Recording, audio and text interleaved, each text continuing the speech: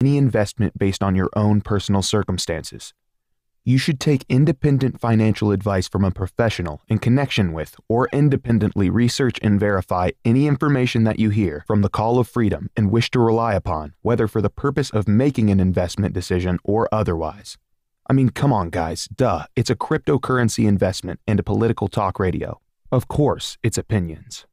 Computers are online. I'm gonna start loading software. 5, 4, 3, 2, 1. Welcome to the Call to Freedom. Broadcasting live from Vertcoin Studios on LRN FM. You're listening to Will. You will listen to every damn word I have to say! And Aria. Be afraid. Be very afraid. Stay tuned for political talk and everything crypto.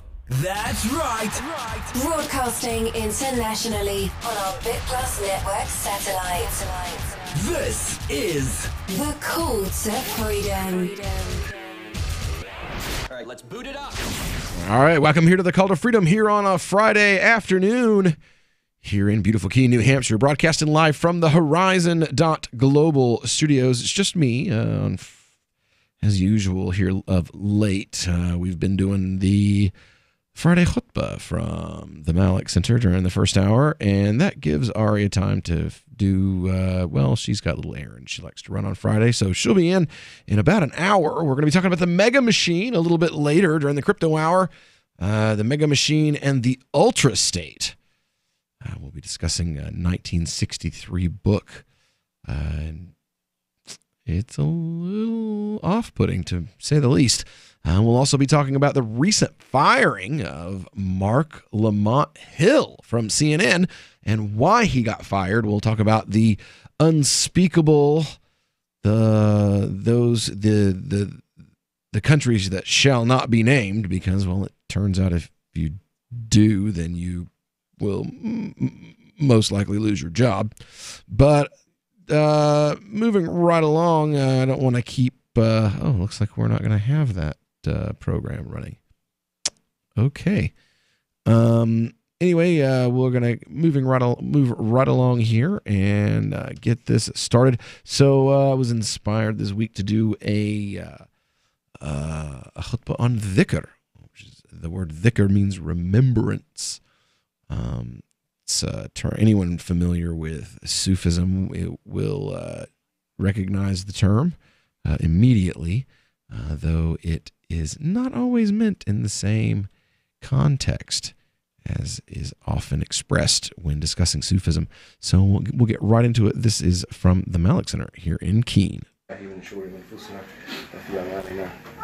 وأشهد أن لا إله إلا الله وحده لا شريك له وأشهد أن محمدا وعبده ورسوله الحمد لله رب العالمين وصلى الله وسلم وبارك وحبيبنا وإمامنا وقدوتنا محمد مصطفى صلى الله عليه وسلم إلى يوم الدين أما بعد. Recurring themes throughout the Quran and the Sunnah. Something that we're called to constantly. No food, please. Something that we're called to constantly, both in Quran and Sunnah. Something it's thematic. It's absolutely central to our faith. Is the remembrance of Allah subhanahu wa ta'ala. Dhikr. To remember Allah. There's a narration where the Prophet ﷺ is reported to have said, make dhikr until they think you're a madman. You know, for your lips. When people look at you, for your lips to just be, because that's how that's how they could tell crazy people. You know, for a person to just kind of sit there and mumble to themselves constantly. Like that was majnoon. So the Prophet ﷺ tells his followers, make dhikr until the people around you think you're majnoon. Dhikr is everything we do. Everything we do is dhikr as a Muslim. Iman is connected to dhikr. Paradise itself is conditioned on dhikr. Success in this life and success in the next, Allah subhanahu wa ta'ala and His Messenger sallallahu alayhi wa sallam both tell us are connected directly to dhikr. Of the benefits of dhikr, Allah mentions a long list of characteristics in Quran of the people of Jannah. Right? The people of Jannah, there's a long list in Quran of the characteristics of those people. One of those characteristics, وَذَكَّرِينِ اللَّهَ وَكَثِيرًا ذَكِّرَاتٍ. Right? Those whose tongues are constantly in dhikr. This is the characteristic of the people in Jannah. That they are those who are constantly in remembrance, constantly in taqwa, constantly in reflection on Allah subhanahu wa ta'ala.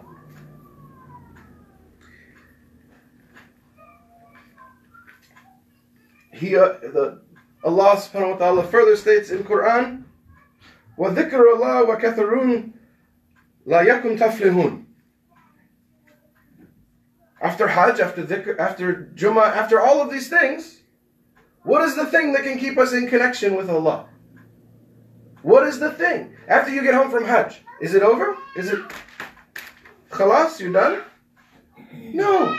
If you want to maintain this connection, go out, keep dhikr, go out in the earth and keep Allah on your mind. Today in the khutbah, that's basically what I want to talk about. I want to talk about the benefits of dhikr. One of the students of Ibn Taymiyyah wrote a book on the 105 benefits of dhikr that all come directly from Quran and Sunnah. And it's just the benefits of dhikr are this. The benefits of dhikr are this. The benefit of dhikr is this. The blessing of dhikr is this. Over 100 blessings of dhikr from Quran and Sunnah that are specifically connected to dhikr of Allah subhanahu wa ta'ala.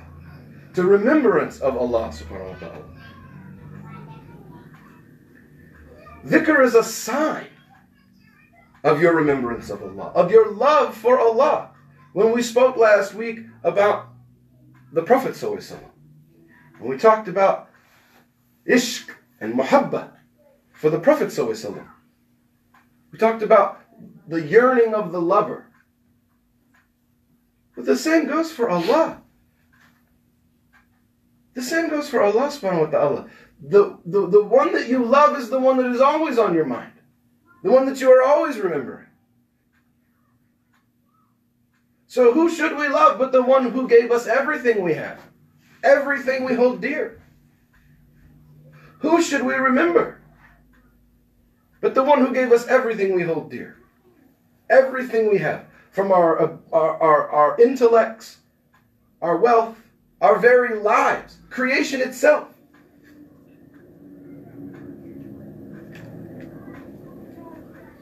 There's a hadith of the Prophet ﷺ where the Prophet ﷺ makes an analogy of the one who makes dhikr. The Prophet ﷺ says the analogy of the one who makes dhikr and the one who does not is the analogy of the one who is alive versus the one who is dead. Ibn Taymiyyah rahimahullah actually says that the dhikr to the qalb, to the heart, is like water to the fish.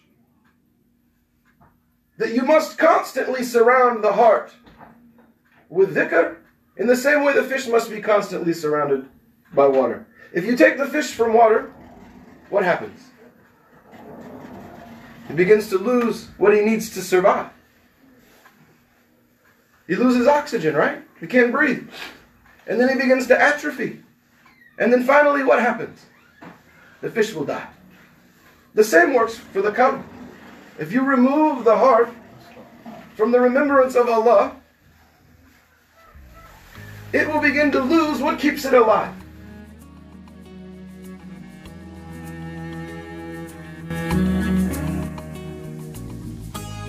Free speech is protected on the internet, right? Not always. Government agencies try to limit free speech and commerce on the net. Luckily, when they do, The Institute for Justice is there to defend your First Amendment right to free speech. IJ helped set the first federal precedent for internet free speech in 1999, and ever since has worked to prevent unconstitutional roadblocks in cyberspace. Visit our website today at ij.org. Hi, I'm Derek J. To me, an activist's calling is to actively work to advance a cause. The cause for which I work is personal freedom. I believe my life is best when I engage in voluntary interactions and self-government. I reject the idea that anyone else has a higher claim to my life or my body than I do. I see people who call themselves the government as a threat to my personal freedom. I realize you may feel differently, but my relationship with the people who call themselves the government is completely involuntary. If Starbucks used some of its money to drop bombs, I wouldn't shop there. So why would I support the American empire? The empire does not require my consent. Derek J's Victimless Crime Spree. Watch it for free and order the Director's Cut DVD at victimlesscrimespree.com. That's victimlesscrimespree.com. LRN.FM is proud to announce our official listening apps for Android and iOS devices. Now you can easily tune into our streams anywhere, anytime on your smartphone or tablet. Just visit apps.lrn.fm or search for LRN.FM in the Android or Apple app stores. Please download, rate us 5 stars, then share the link on your social media and let your friends and family know how you're listening to LRN.FM. Download it now, free at apps.lrn.fm. Radio is the most personal of mediums. I exist right now in your head. If you listen to Free Talk Live regularly, you know me. Free Talk Live is on more than 160 radio stations around the U.S. and has been downloaded on every continent around the world. Hundreds of thousands of listeners with ad packages from $600 a month to $6,000 a month. Imagine what we can do for your business, project, website, or idea. Email me, mark@freetalklive.com. There are lots of ways to listen to Free Talk Live. Our podcast has been around since podcasts began, and now the FTL feed is loaded with content besides our full show archives. Did you know that we make it easy for you to customize your podcast subscriptions? We have different feeds, one that includes only our full shows, one with just the Daily Digest, and one with just the Edgington Post. You decide what you listen to. It's quick and easy to customize your feeds at feeds.freetalklive.com. That's feeds.freetalklive.com. On Free Talk Live, we're bringing people to the ideas of liberty every day. From wrestling superstars like Glenn Jacobs. You guys really are having an impact, I believe. Like I said, a lot of where I am now is due to listening to Free Talk Live. You changed my mind on some very important issues years ago. To random people tuning in on the radio. I was kind of stuck in the left-right paradigm. I heard your show by chance on a Saturday night. From there, I went on, joined the Free State Project, and become an amplifier. So, I mean, that's really the reason why I amp is because I know that if it wasn't for you guys being on as many stations as you are, I never would have found the ideas of liberty. Your amp will directly change more lives by getting Free Talk Live in front of people looking for talk radio online and on the air. When you amp Free Talk Live, you get perks like access to the AMP-only Facebook group and AMP podcast. Visit amp.freetalklive.com. Some of our live shows are streamed in HD on Twitch. Please follow and share at twitch.lrn.fm. That's twitch.lrn.fm. You are listening to The Call to Freedom. Live on LRN.fm. تستمعون إلى نداء للحرية مباشرة على LRN.fm.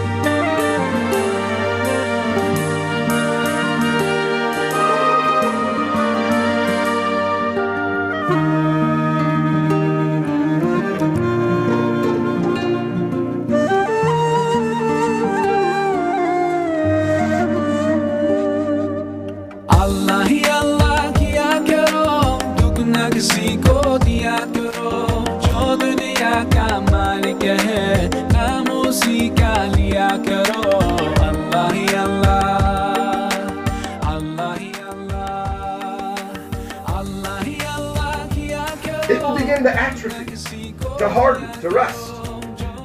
And eventually, just like the fish taken from water, the qalb will die without the remembrance of Allah.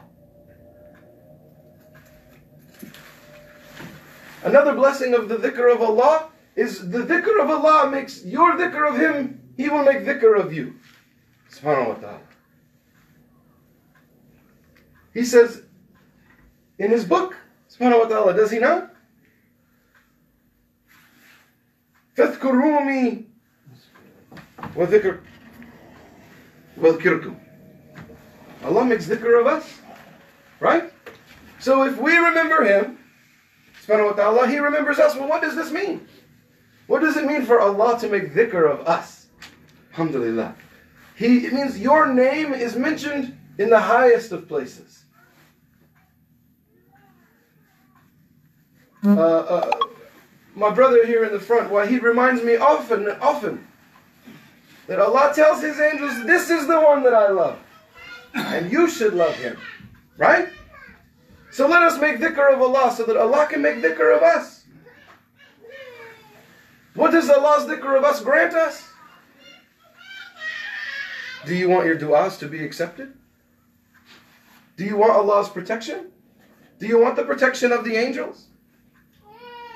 This is what comes from Allah mentioning us in His place, subhanahu wa ta'ala, to make dhikr of us in the highest of places.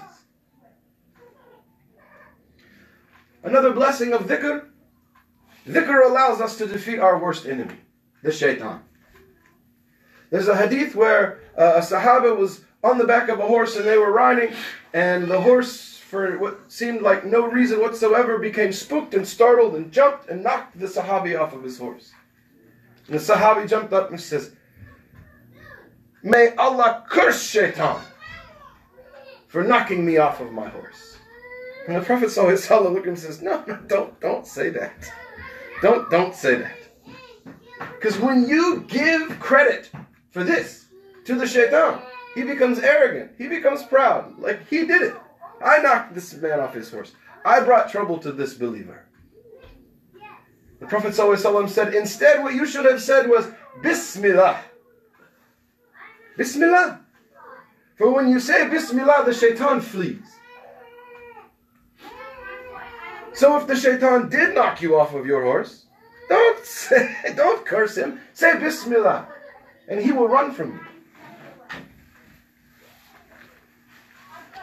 Of the benefits of dhikr is a line of communication between you and the divine. An open door. Your dhikr, your remembrance opens a door between you and the divine. Again, same as before. Du'as answered. Extra protection.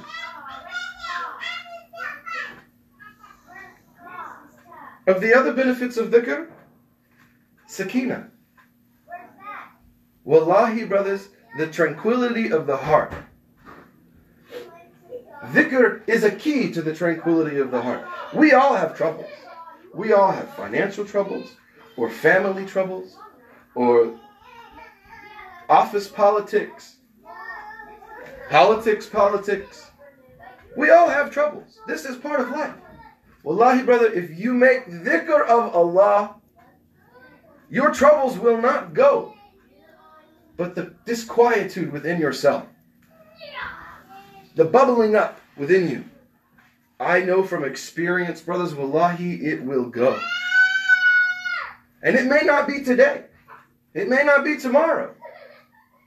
The scholars say dhikr is a job that must be done and continue to receive its benefit.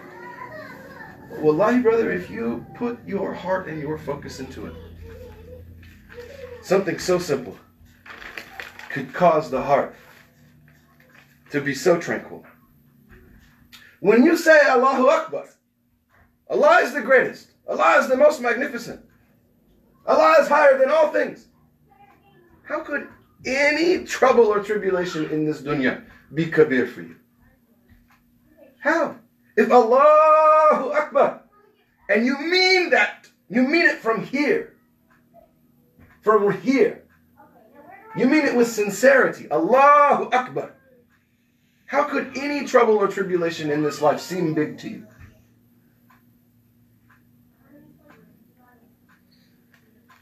This is why, this is actually exemplified in Quran. Allah tells the Sahaba, فَاثْبَتُوا وَذِكْرَ اللَّهِ وَكَثِيرًا. Yeah, that's it. Right? Don't run, right? Stand firm. You're in the battlefield. You're troubled by what you see. Stand firm. You're not going to get a miracle if you turn around and run away, right? So stand firm. Stand firm in what? Dhikr. Dhikr Allah wa kathira lalakum la tuflihun. Right? Stand. Stand and make dhikr. Remember Allah and Allah will grant you victory. Allah has promised us this. Stand firm. Don't run away from your troubles. Stand firm in the face of your troubles. Remember Allah, and Allah will grant you victory.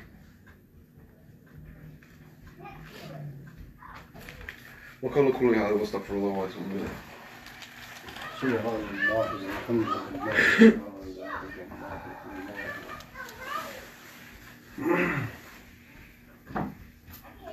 Allah. Life. And I want to get now.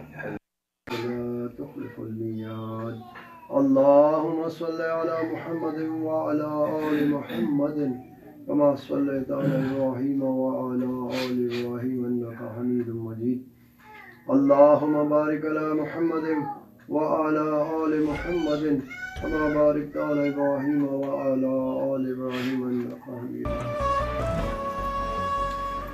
بسم الله والحمد لله واحد وآسف كنا نجد ولم يولد ولم يكن له كفوا أحد أما بعد.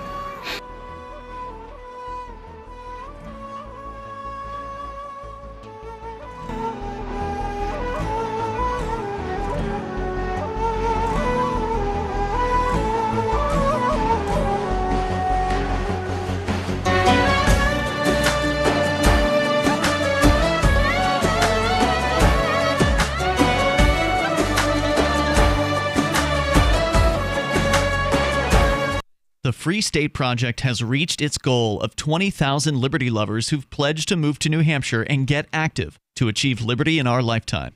Perhaps you're trying to figure out what part of New Hampshire should be your destination.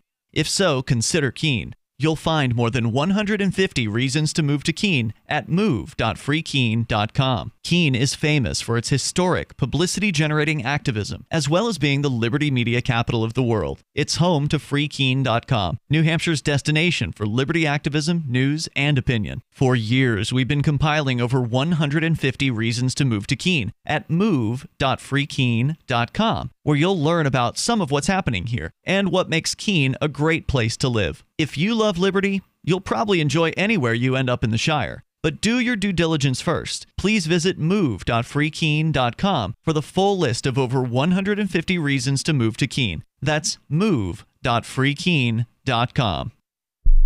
This Your Family Today tip is brought to you by Lil Drums. Every bit as fun as a full-size Nestle drumstick cone, and definitely cuter. Visit us at drumstick.com.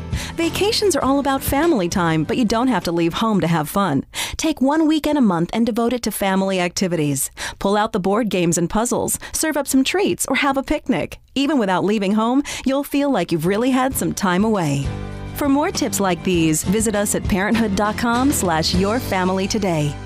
This is Michael Dean from the Freedom Fiends. I've run websites since 1996 and have used over a dozen web hosts in that time. AgristHosting.com is the only one that hasn't broken my heart. Agrist Hosting's uptime and service is stellar, and their DDoS mitigation is the best I've seen.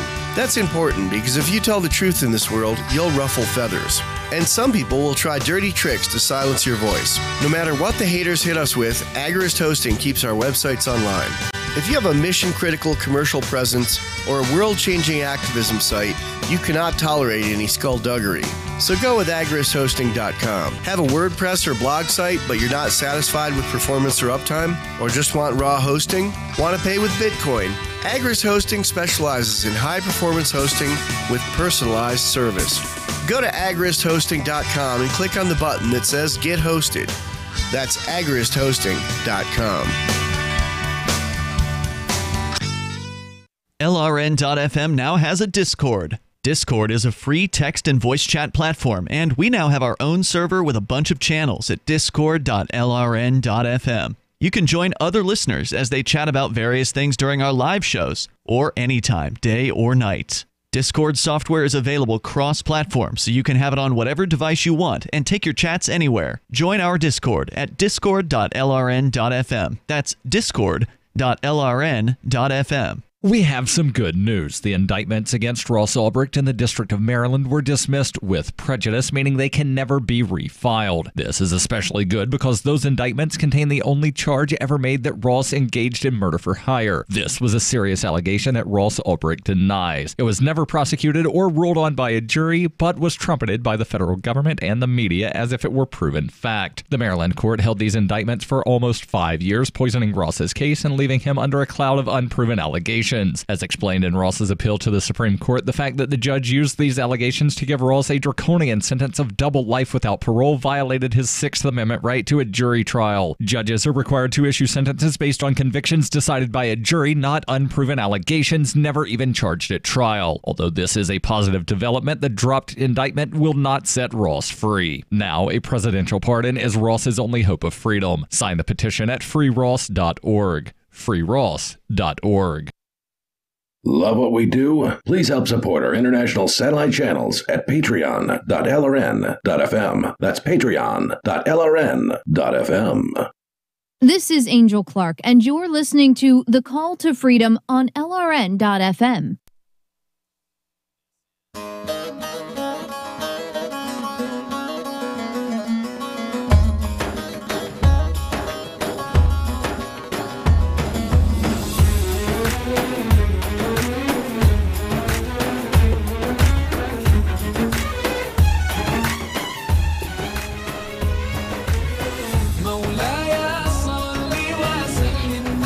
Talking about the benefits of dhikr in life. I want to get now in the second half very quickly to that breaking point in life. See, of the benefits of dhikr is a good death, peace in the grave, and Jannah, inshallah. So the Prophet ﷺ tells us, he promises us, that the one who La ilaha illallah is the last words on his lips when he dies, he's promised the akhirah, inshallah. Well, how do you make sure that the kalima is what is on your lips? Well, by making sure that it's something that is there all the time anyway, right? If we are accustomed to making dhikr on our whole day, throughout our entire day, would it not be second nature for us to say La ilaha illallah at the time of death? When we see the angel of death, A'udhu Billah, to say a curse word, as some people do? Or would you rather it be La ilaha illallah? Oh Allah, make us from amongst those who La ilaha illallah is the last words on our tongue before we taste death. I heard one scholar say, and I was unable to really find any proof for this assertion, but that if you are one of those who makes dhikr with your tongue throughout the day, that when you die and the angel appears to you, Allah will command your mouth to say La ilaha illallah. Now, I was unfortunately unable to find any verification of this, Allahu alam. But it was something that was said by one of the scholars. On judgment, so we've died, dhikr on our tongues, alhamdulillah, and then we come to judgment. Well, we're told there are 7 kinds of people. 7 kinds of people who will find the shade of Allah's throne on the day of judgment. The shade where there is no other shade. And who are they? Who were one of those people? That's That's right, the dhakarin. The description is so beautiful though. The one who had dhikr on his lips and no one could see him, and was so touched that he was brought to tears. That a man who, for no show, no one could see what he did, was so moved by the remembrance of Allah that he cried. These people are from among those 7 special people who will receive the shade of Allah on the Day of Judgment.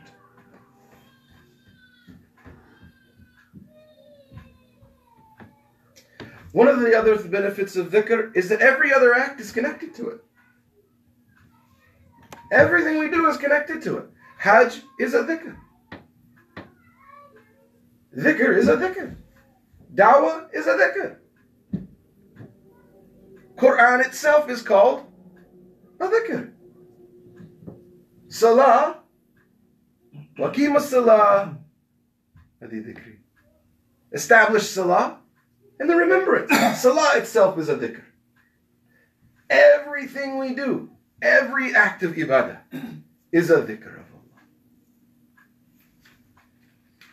And finally, what about protection from the fire? A benefit of dhikr is protection from the fire. The Prophet ﷺ is reported to have stated that nothing protects from the wrath of Allah, from the fire, like dhikr.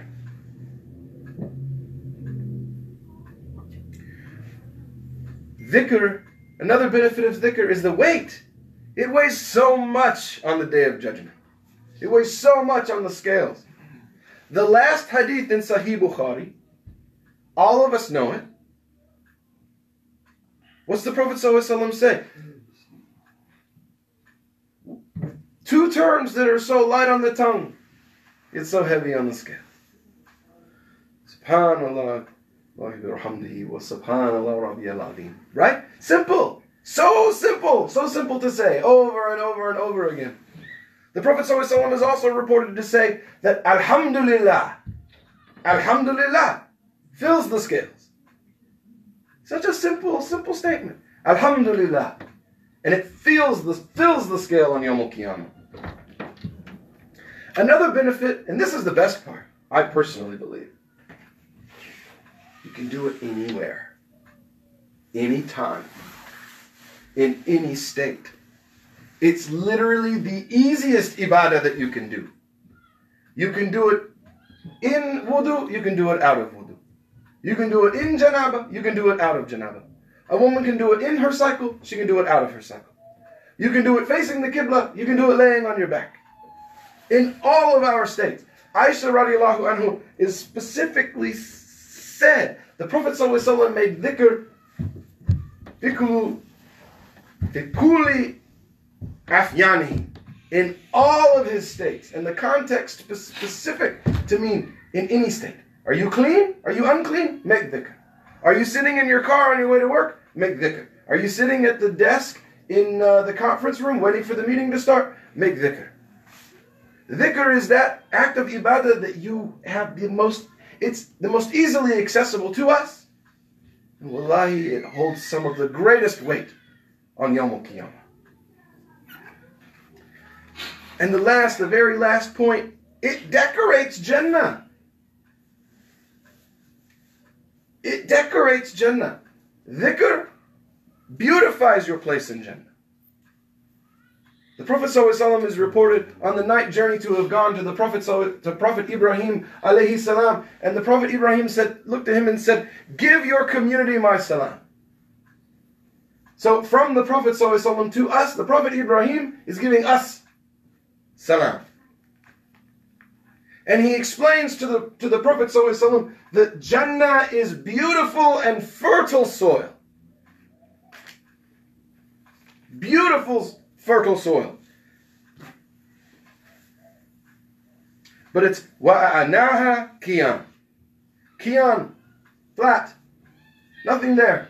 Desolate. There's nothing. It's just flat, plain land. Nothing there. But then, Then he tells us the important part. That the saplings, not the seeds, the saplings, gharasa, not a seed, a sapling. You know, when you go to the store and the Ames or whatever over here and you buy the tree, it's already partially grown. You just stick it in the ground and it's ready, right? That's the gharasa. That the gharasa of Jannah are three. Alhamdulillah. Subhanallah. Allahu Akbar. Every time you say Subhanallah, Subhanallah, one more tree. Allahu Akbar, one more grapevine. Alhamdulillah, one more date palm. Do you want your place in Jannah to be beautified? You have been handed the key. You have been handed like Johnny Appleseed. You just got a sack full of saplings. All you need to do is plant them. Alhamdulillah. Subhanallah. La ilaha. Allahu Akbar. Do you want plenty of Jannat in Jannah? Allahu Akbar. Take hold of your iman, don't give in to shaitan. Oh, you who believe, please give thanks to Allah. Allahu Ghafoor, Allahu Rahim, Allahu yuhibbul muhsinin, huwa khaliquna, huwa raziquna, wa. What do you shop for that you could otherwise buy at Amazon? Pretty much everything, right? Amazon has competitive pricing and they deliver, and that's a big plus. If you could plan ahead in your shopping, would you be interested in saving up to 33%? There's a catch. You have to do your shopping in Bitcoin. But imagine those savings. It's like a huge raise. All you have to do is go to saveatpurse.com. We've saved thousands, and you can too. Plan ahead and save. Saveatpurse.com. Is spreading the message of liberty, cryptocurrency, and peace around the globe worth $2 per month to you? As you may already know, in addition to our internet feed, LRN.FM broadcasts on free-to-air satellite across North and Central America, as well as Sub-Saharan Africa. And we've been available on satellite for free 24/7 since 2010. The LRN.FM free-to-air satellite signal is reaching some of the most oppressive regimes in the world, and there's no doubt our ideas are making an impact. You can learn more about the channel's impact by watching the 3-minute video at fund.lrn.fm. If you'd like to help free minds globally with our ideas of liberty, cryptocurrency, and peace, you can donate as little as $2 per month via fund.lrn.fm. You can help us continue and expand our satellite broadcast to multiple continents. Visit fund.lrn.fm today, and thank you for your help. Don't forget to share the link on social media. That's fund.lrn.fm. The LRN.FM's social media channels have been revamped. We've eliminated Facebook and focused on other platforms like Twitter and Mastodon, the decentralized alternative to Twitter. On our accounts, you'll find posts from multiple LRN.FM show hosts together in one place. Follow us on Twitter at twitter.lrn.fm, or better yet, move to the decentralized Mastodon social media platform at toot.lrn.fm, toot.lrn.fm. I think you'll like it. Looking for a great real estate investment? Consider New Hampshire, which is ground zero for the Liberty Movement. Your first call should be to Mark Worden from Porcupine Real Estate. He's more than just a real estate agent. He's your New Hampshire concierge. Where are the best places to live? Do you want farm, city, the burbs, or forest? Do you want a duplex or multifamily building so that renters pay your mortgage? There are homes in all price ranges in New Hampshire, and Mark can help with financing too. Invest in liberty and property. Mark Worden can help. PorcupineRealEstate.com. Imagine someone in your community getting in their car, turning on the radio, and hearing the Liberty Radio Network. You can make that vision a reality with your own micro radio station. Visit broadcast.lrn.fm to learn how you can put our programs on the air in your area. You can have LRN.FM running around the clock, and you can even add in your own local shows. Building a radio station is simple, but programming isn't. That's where LRN.FM comes in. Learn more at broadcast.lrn.fm. That's broadcast.lrn.fm.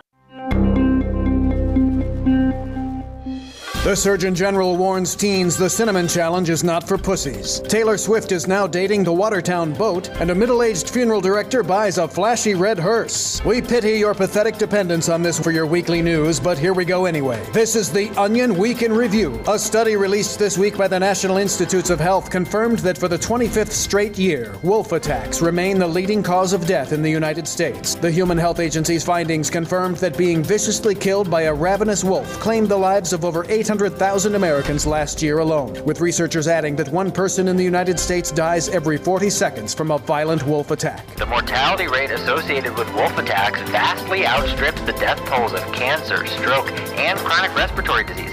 People should know that anyone... Oh, Jesus, no.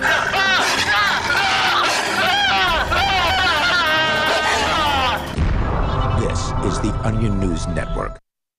Now you can follow LRN.FM on the decentralized Mastodon social media platform at toot.lrn.fm, toot.lrn.fm.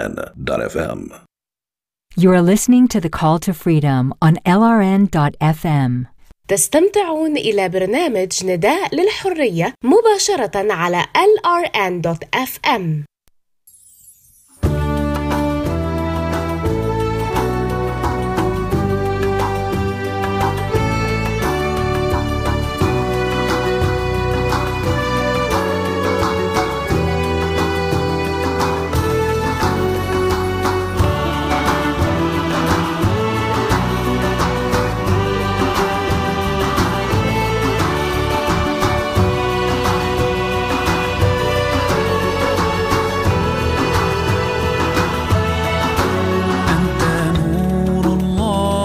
فجرا جئت بعد العسر يسرا ربنا أعلاك قدرا يا إمام الأنبياء. So let us, dear brothers, let us be as the Prophet ﷺ said.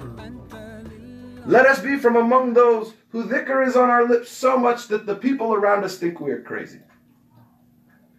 Make dhikr until the man next to you thinks you are a madman.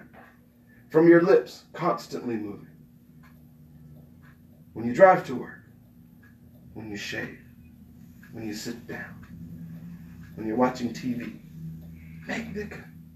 Remember Allah. Remember Allah, and inshallah, Allah will remember you. Oh Allah, we ask that you make us from amongst those who are constant remembrance of you. Oh Allah, we ask that you make us from amongst those who have a beautified place in Jannah from the dhikr of our lips. Oh Allah, we ask that you forgive the sins of all the Muslims. Oh Allah, we thank you for the blessing of Islam. Oh Allah, we thank you for the blessing of Islam. Oh Allah, we thank you for the blessings of Islam. Oh Allah, we thank you for the blessing of dhikr. Oh Allah, we thank you for the gift you've given us of dhikr. Oh Allah, make us be remembers of you and reminders of you. Oh Allah, give our hearts the tranquility that can only come with the remembrance of you. Oh Allah, accept the fasting of all the Muslims who have fasted this week. Oh Allah, bring peace and tranquility to the Muslims all across the globe who are currently in tribulation. Oh Allah, we ask that you bring us knowledge that is of benefit and protect us from knowledge which is of harm to us. Oh Allah, we ask that you strengthen us to be those who leave this building and become a living dhikr of you, a living da'wah of you, inshaAllah. Nakeem as-salam.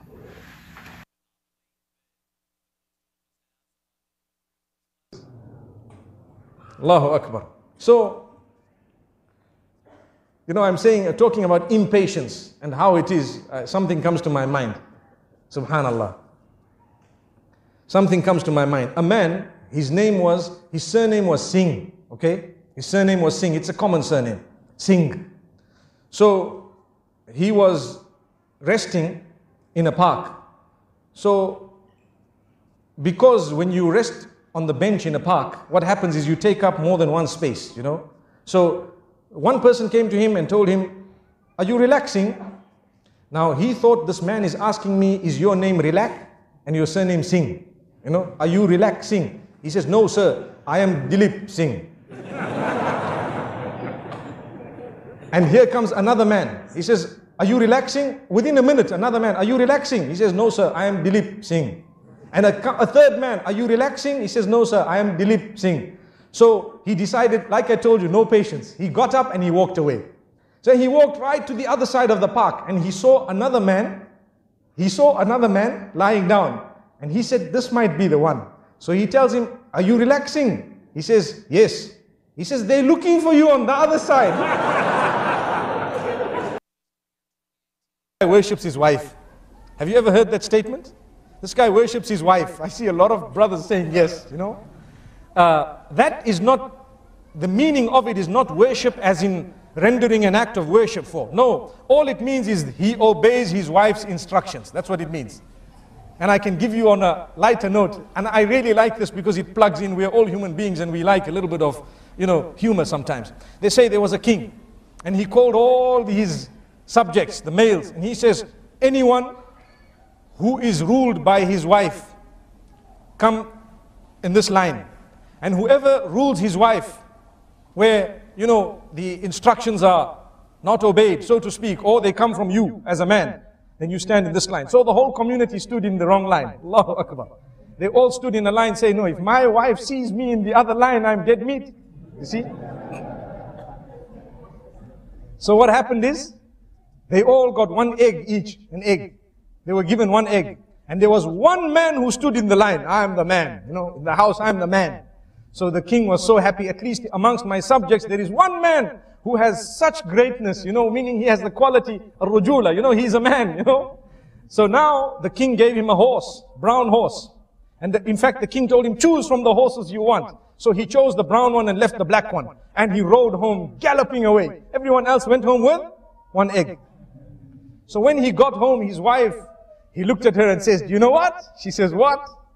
Today I got a horse because I am the boss. You see? I got a horse because I am the boss. She says, okay, that's good. Excellent. So you're the boss. So he says, you know, I was told to choose from 3 horses. There was a white one, a black one, and this brown one that I've actually come with. This was the best one. She says, wow, you look great in it. You look great in this horse, but you'd look greater in the black one.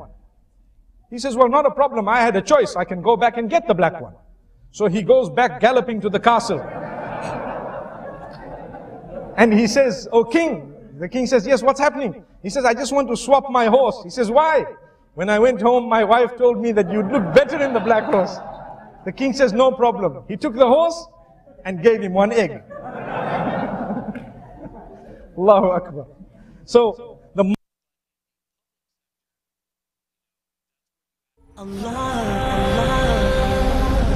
Now, you know, nowadays, even if you don't, you look at her and she sues you, you know. Why? Because he pulled his eyes. Oh. And the next thing they say, I was intimidated. So we need to be careful. So the husband was taken to the courts, and the judge says, why did you beat up your wife? So he looks at the judge, he says, judge. The judge says, you cannot, it's impossible. Why did you lift a finger? You know? And to be honest, before we go ahead, believe me, don't think that a husband has a green light to beat up his wife in Islam. Don't think that. Do not think that. May Allah protect us. You don't just engage in violence and create hooliganism out of Muslims. No. We should be the best to our spouses. If the hadith says, خَيْرُكُمْ خَيْرُكُمْ لِأَهْلِهِ, Muhammad ibn Abdullah sallallahu alayhi wa sallam says, the best from amongst you are those who are best to their spouses or their family members. I challenge you to live up to that. May Allah protect us. So this man says, judge, you know, my wife came in front of me with a big purse, this size. And she looked at me and smiled. And she opens the big purse. And from inside it, she took out another purse. And then she put the big one down. And then she opened the other one. And she smiled at me. And she took out another one from inside that one. And then she put the bigger one down. And then she opened the other one. And she took out another one from inside that one. And then put the other one down. And then she opened that one and took out another one. And left the one down. And then opened that one and took out another one. And then put the other one down. And then she had this little one which she opened and took out another one. And she put, so the judge says, get to the point! Get to the point! He says, Judge, you are getting so angry when I'm telling you the story. Imagine I was right there. Allahu Akbar, Allahu Akbar. This is what I mean when I say we sometimes open purses in front of our brothers and sisters, intentionally irritating them. And when the story goes out, it irritates others as well. Look at this man. He's irritated solely by hearing what has happened. Imagine if we were there. Allahu Akbar. May Allah protect us. So the moral of what I'm saying is, do not intentionally create irritation that will result in hatred, which will result in violence, which will result in so much damage to the Muslim Ummah, and tears that can be avoided, and yet they are there. May Allah subhanahu wa ta'ala grant us goodness.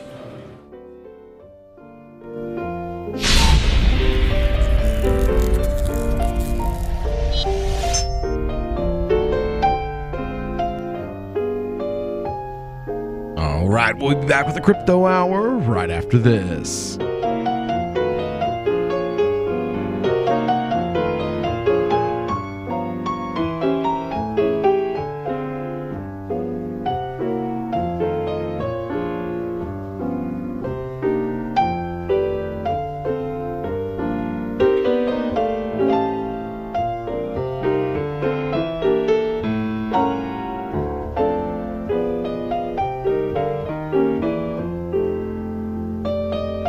Since time began, tyrants have taken aim at personal liberties. Now there's a movie that aims back.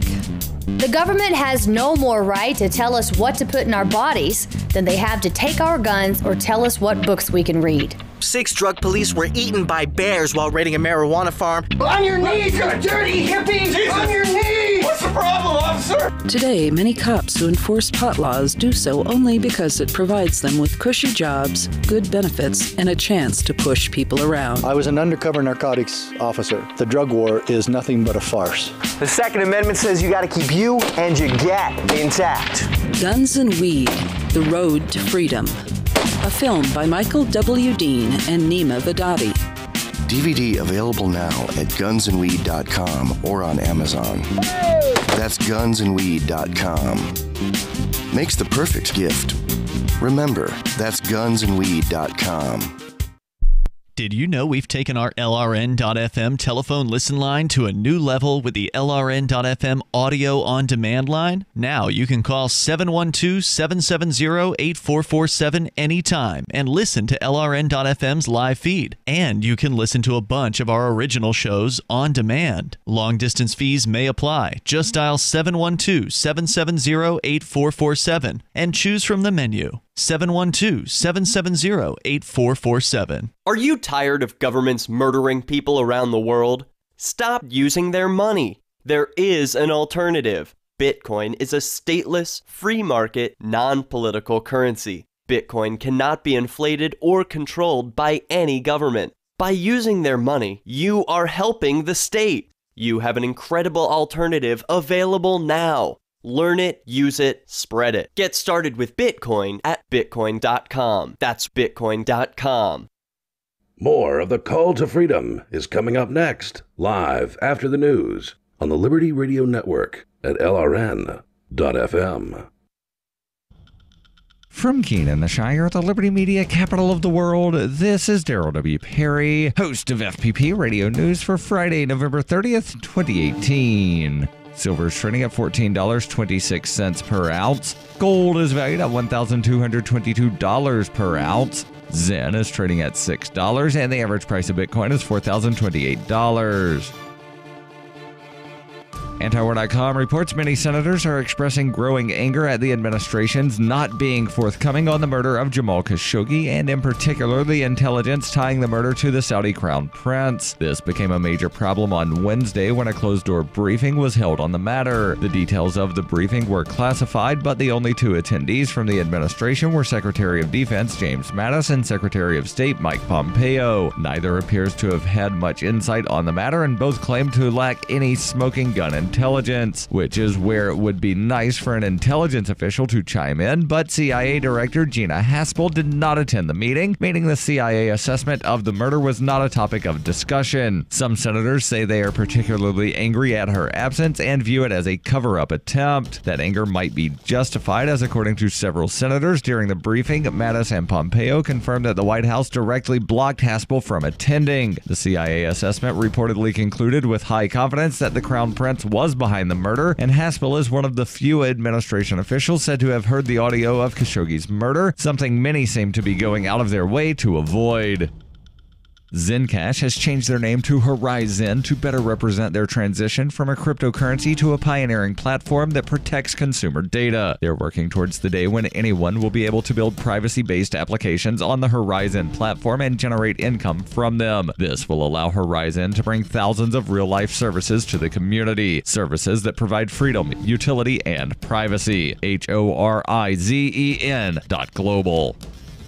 UPI reports after debate on the matter that lasted for decades, Los Angeles lawmakers have voted to decriminalize street vending ahead of a similar state law that kicks in next year. Though street vending has been illegal for years, the city has done little to stop it. About 20,000 vendors operate freely in the city, and many are immigrants, according to KNBC TV. Los Angeles was believed to be the last major city to outlaw the practice until the city council voted unanimously in favor of the changes on Wednesday. The city moved to decriminalize vending, fearing the Trump administration's immigration policies might put some vendors at risk of deportation. However, they could still be ticketed and/or fined. Business groups have pushed for new regulations, arguing areas like the Hollywood Walk of Fame are too congested to accommodate vendors safely. Under the new rules, vendors would still be barred around busy areas like the Walk of Fame, Universal Studios, Dodger Stadium, and the Hollywood Bowl during major events. Debate has endured for years on the issue, with concerns about where and how vending should be allowed, blocked sidewalks,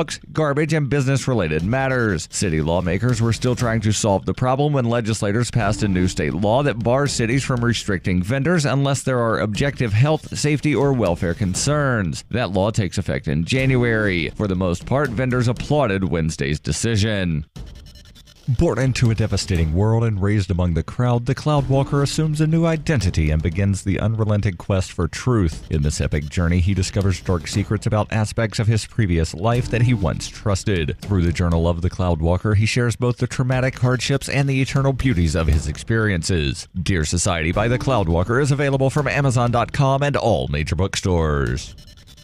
Reuters reports the U.S. Army is investing millions of dollars in experimental exoskeleton technology to make soldiers stronger and more resilient in what experts say is part of a broader push into advanced gear to equip a new generation of super soldiers. The technology is being developed by Lockheed Martin with a license from Canada-based BTEMIA, which first developed the exoskeletons to help people with mobility difficulties stemming from medical ailments like multiple sclerosis and severe osteoarthritis. Worn over a pair of pants, the battery-operated exoskeleton uses a suite of sensors, artificial intelligence, and other technology to aid natural movement. For the U.S. military, the appeal of such technology is clear. Soldiers now deploy into war zones bogged down by heavy but critical gear like body armor, night vision goggles, and advanced radios. Altogether, that can weigh anywhere from 90 to 140 pounds when the recommended limit is 50 pounds. Lockheed Martin said on Thursday it won a $6.9 million award from the U.S. Army Natick Soldier Research, Development, and Engineering Center to research and develop the exoskeleton called Onyx under a 2-year sole source agreement.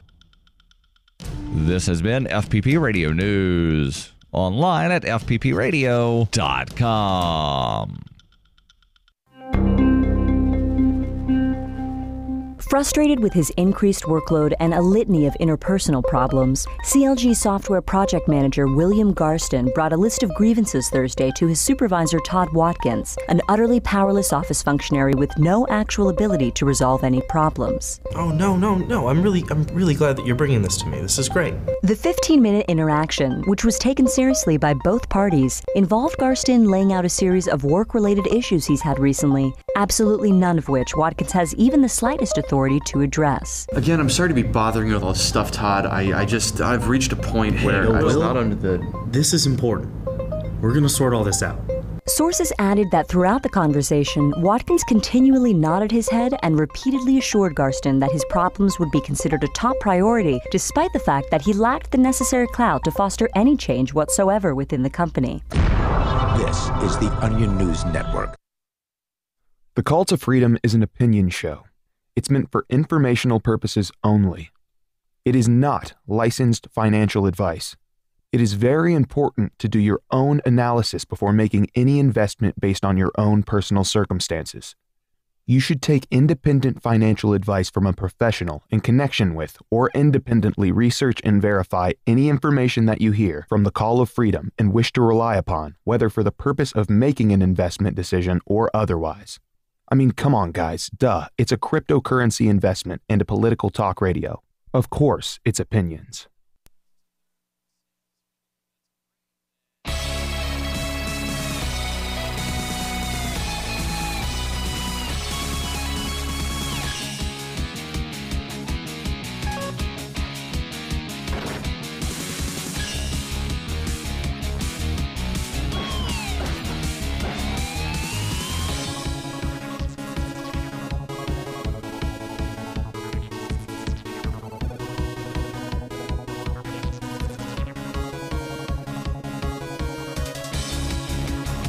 All right, welcome here to the Crypto Hour here on the Call to Freedom on LRN.FM, a Friday afternoon edition of the Crypto Hour here. Joined in the studio by Jeffree Star, or actually Jeffree Star, I don't know, does Jeffree Star call... Jeffree Star wishes he could be me. Okay, so you said he. Awesome. So you said it. I didn't. Well, I mean, he goes by Jeffree, I'm assuming. For real, yo. I mean, he's queer and gender non-conforming, sure. But there's that drag queen that goes by William, the blonde one, who does that song, the This Boy is a Bottom song. That song is so hilarious. I've played it with you on the air before. It's hilarious. See, now I have to play it for Jackie just because it's so funny. Anyway, so it is the Crypto Hour, and we normally talk about tech and gaming and cryptocurrency and all that kind of stuff. And I was like, you know what? What about the superstate? What about the mega machine? What about the ultimate tech? The ability for the king, so to speak, to have constant vigilance over his subject. And that's kind of what we're looking at today. I mean, this is the first time in human history that the technology that exists is at a level where that's possible. Yeah, data mining is both the most useful and the most dangerous thing we have going on right now. Absolutely. Like, we have algorithms now that can actually read your Facebook posts and predict with, I think it was about 70% accuracy, whether or not someone would ultimately turn out to be gay. Just by their Facebook posts. Because they have that much data, you know, on every human being. So they find these random patterns, like how people who are depressed tend to use the pronoun I more often and they less. So they crunch all of that data. They find these patterns. AI, or what we call AI, finds these patterns and it identifies them. And it's the more data it gets, the more accurate it gets. And here we are pouring everything about us. Yeah, absolutely. Out there for them to study. Well, in 1996, Sheikh Hamza was lecturing about what we're seeing happening today. But he was reading from a book that we're going to listen to some excerpts from. Well, Orwell wrote his in like the 40s. And this was written in the 60s.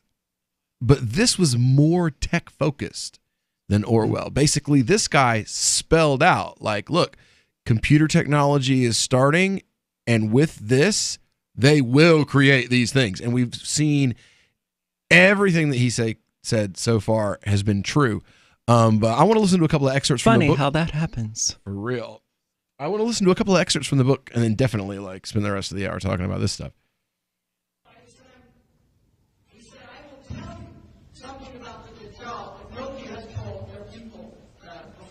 Oops.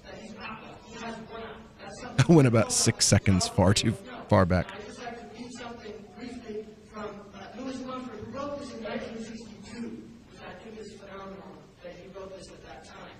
Egyptian theology, and this society is built, whether we like it or not, this society is built on the Pharaonic model. And this is why even if you go to Washington, D.C., Washington, D.C. is designed in 10 square miles, it is designed on the pattern of the Great Pyramid, Cheops. And the White House is literally exactly lies in the same geometric proportions as the sarcophagus where the pharaoh was supposed to lie. And they have done this quite consciously. They know exactly what they're doing. And they have involved their leaders. You see, this is part of what you go to Washington, D.C., you see these involved leaders, where they go and worship their so-called forefathers. Now, the other thing you will see, the obelisk, which is the Cleopatra's Needle, they call it, which is from the Egyptian symbol as well. It's called Washington's Monument. And you will see many geometric designs which were based on the astronomers of ancient Egypt who were building the pyramid. This is the social system that they're building, the social order which they want to bring people in. Now, one of the interesting things in the Quran is it says, لَنْ تَرْضَ عَنْكَ الْيَهُودُ وَلَا النَّصَارَى حَتَّى تَتَّبِعَ مِلَّتَهُم. Now, Allah said, حَتَّى تَتَّبِعَ مِلَّتَهُم, and didn't say دِينَهُم. You see, Allah could have said, حَتَّى تَتَّبِعَ دِينَهُم, but Allah said مِلَّتَهُم. Now, if you look at the difference between deen and millah, deen is your individual relationship between Allah subhanahu wa ta'ala. Adinu bil Islam. But your millah is the collective social reality. It's translating as we go. Millah is... He's only translating partially, though. I mean, 90% of it is... That's the translation. They'll let you keep your religion. That and he's talking about America specifically. He didn't say religion. He said deen, and I'm deen, like, yeah. What is he talking about? They'll let you keep your religion, but you have to accept their millah. Their millah is their collectivist value system. Okay. And what are we seeing with the Democrat? Because it wasn't happening yet when he gave this lecture in '96. What we're seeing today wasn't happening yet. We're seeing it now in 2018, where the Muslims are saying, okay, if you'll let us keep our religion and let us say that we believe this, and I mean, they're not even allowing that anymore. It doesn't seem.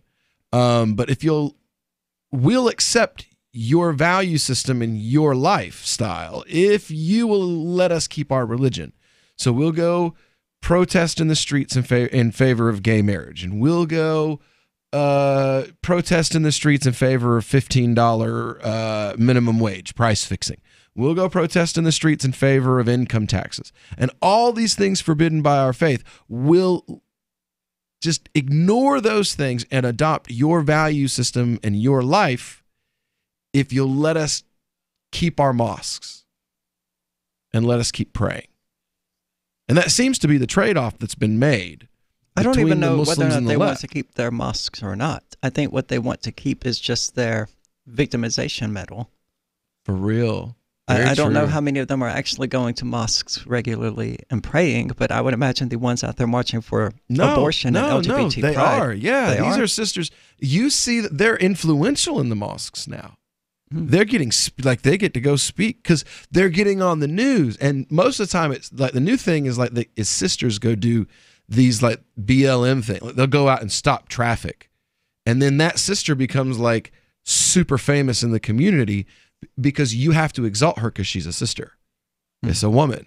And the Americans, they all think that we hate women and that we're misogynists and we won't let women have leadership. So since she's asserted herself, it doesn't matter what she's saying or doing, you just have to support her. It's like this weird dichotomy we've created in the community where like you could literally advocate for everything the opposite of what the religion says. The Muslim community didn't create it, I would say. They were infected with it. It's a strongly reaction. Liberal idea. What's a reaction? You're not allowed to criticize any woman or any LGBT person or any black person or anything. If you do, you're automatically racist or homophobic or Islamophobic or misogynistic. Oh, like I don't understand what it means to be Muslim because I'm white. And they're not. That's okay. I don't understand what it's like to be a woman because I have a penis. Right. It's a little bit different, but okay. All right, so when we get back here, we're going to continue on with this discussion of the superstate, the all-seeing eye, if you will, that is being, has been created. We even see it being implemented now in China. When we get back. I love My Magic Mud. I drink a lot of coffee. I had stains on my teeth. Then I found My Magic Mud, and I was told it would remove stains. So I paid attention when I brushed the first time. My Magic Mud is black tooth powder, and the difference it made in my teeth in one application was noticeable. With 4, my teeth were as white as you normal folks out there. Please go to mymagicmud.com and buy a jar. There's 150 applications for $25. You can use Bitcoin, mymagicmud.com. Excuse me, is this where I get a license to start a new business? I wouldn't be hasty. You have to get a license to go out of business, too, you know. Oh, well, look, I've invented this little anti-gravity machine, see? Oh, is that why you're walking 2 inches above the floor? Oh, yes, it's very comfortable. It saves on shoe leather. Yeah, well, you have to fill out these forms and report to the Human Services Department of Manpower Orientation and register with the Fair Employment Practice Commission, the Wage and Hour Division of the Employment Standards Administration, the State Sales and Income Tax Division, the Internal Revenue Service, and the Social Security Administration of the Department of Health, Education, and Welfare, and, of course, OSHA. OSHA? I thought that was a little town in Wisconsin. You'll find out. Say, floating around like that could be dangerous. Have you checked with the Consumer Product Safety Commission? Well, not yet. Come to think of it, you actually are flying, aren't you? Look, you need to go over to the Federal Aviation Administration and the Transportation... It's very hard to get anything done these days if you're in business, but free enterprise built this country. Think what could happen if we don't keep it free. A public service of this station and the Center for the Defense of Free Enterprise, Bellevue, Washington. We just can't have people floating about unregulated, you know. Some of you asked, and now we've delivered. LRN.FM's live Keene, New Hampshire studio shows are now streamed in HD on Twitch. Visit our channel at twitch.lrn.fm and give it a follow. If you have Amazon Prime, you get 1 free subscription on Twitch. If you use it on our channel, Twitch will give LRN.FM a monthly piece of your Prime subscription cost. So please watch, follow, share, and subscribe to twitch.lrn.fm. That's twitch.lrn.fm.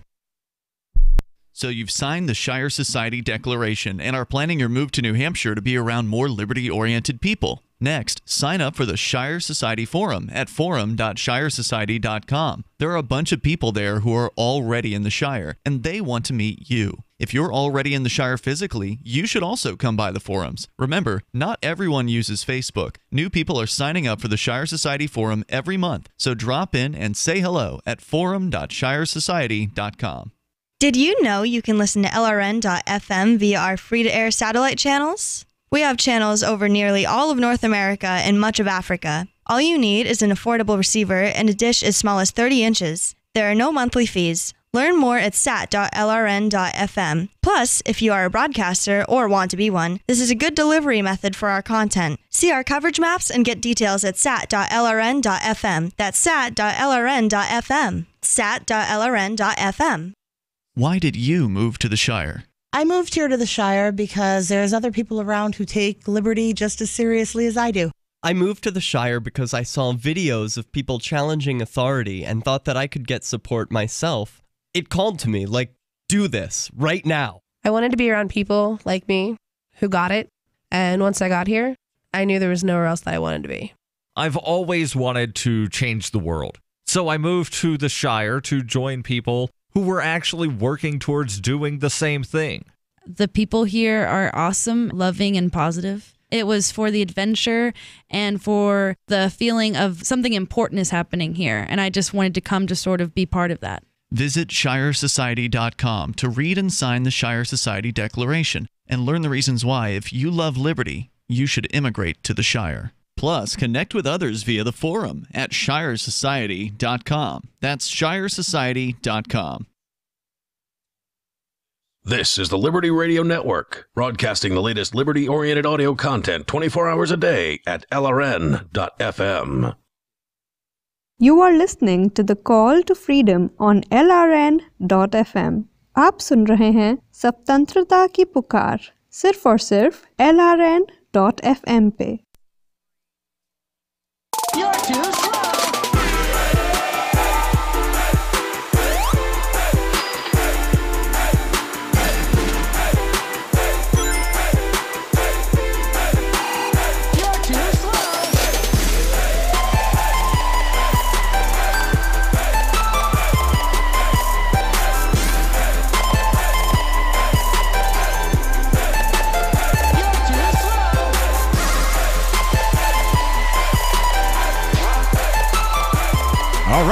welcome back into the Call to Freedom here on LRN.FM. It's the Crypto Hour. We're talking about the superstate, the mega machine, as the author that we'll be discussing calls it, and how, in the 60s it was beginning, and now here, and then 2018, almost 2019. So what is that, like 50 some odd years later, all of these things, like we're seeing these things. We're seeing the rise of this super state. This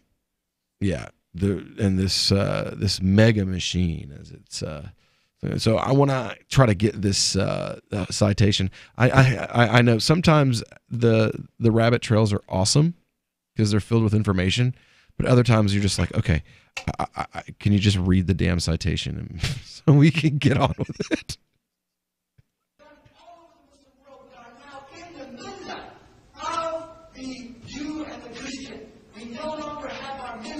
The Millah of the Prophet Muhammad, which is the collective reality, has been dismantled because it's the social system of Islam. Now the Prophet ﷺ said, if you leave the book and hukmu ila Allah wa rasulihi, la yusallikanna Allahu alaykum aduwwan min ghayri anfusikum. When you leave the book of Allah subhanahu wa ta'ala, and you leave the sunnah of the Prophet Muhammad ﷺ, then Allah will subjugate you to tyrants from outside of your own self. Donald Trump. Donald Trump. Now he says in Egyptian theology, the most singular organ of the sun god Re was the eye. Because the Egyptian, the pharaonic model, they believed in a one-eyed god, Re. So the eye of Re had independent existence and played a creative and directive part in all cosmic and human activities. Now he said in 1962, the computer turns out to be the eye of the reinstated sun god. That is the eye of the mega machine, serving as its private eye or detective. Now this is a non-Muslim that doesn't even know anything about Jasasa or these things. And I am amazed that Muslims can't even identify this stuff. This is a guy that doesn't even have the basic, he's just doing it from his intellect. Serving as its private eye or detective, as well as the omnipresent executive eye. He who exacts absolute conformity to his commands. Because no secret can be hidden from him, and no disobedience can go unpunished. And the Prophet ﷺ said, anyone that disobeys the Dajjal, he will be struggling to survive except those who follow him. And this is why he showed fitnah in Nuqaba, the worst of all fitnah seductions that people wait for. The principal means needed to operate the mega machine correctly and efficiently were a concentration of power, political, economic, instantaneous communication, rapid transportation, and a system of information stores capable of keeping track of every event within the province of the divine king. Once these accessories were available, the central establishment would also have a monopoly of both energy and knowledge. And this is what they have now. They have a monopoly of energy, which is the oil. That's the energy. I want to read this book. Right? No such complete assemblage had been available to the rulers of pre-scientific ages. Transportation was slow, communication over distance remained erratic, confined to minute messages, information stores, all these things could be destroyed by fire, military assault, etc., etc. Then he said, with nuclear energy, electronic communication, and the computer, all the necessary components of a modernized mega machine at last became available. Heaven had been brought near, theoretically, at the present moment, 1962.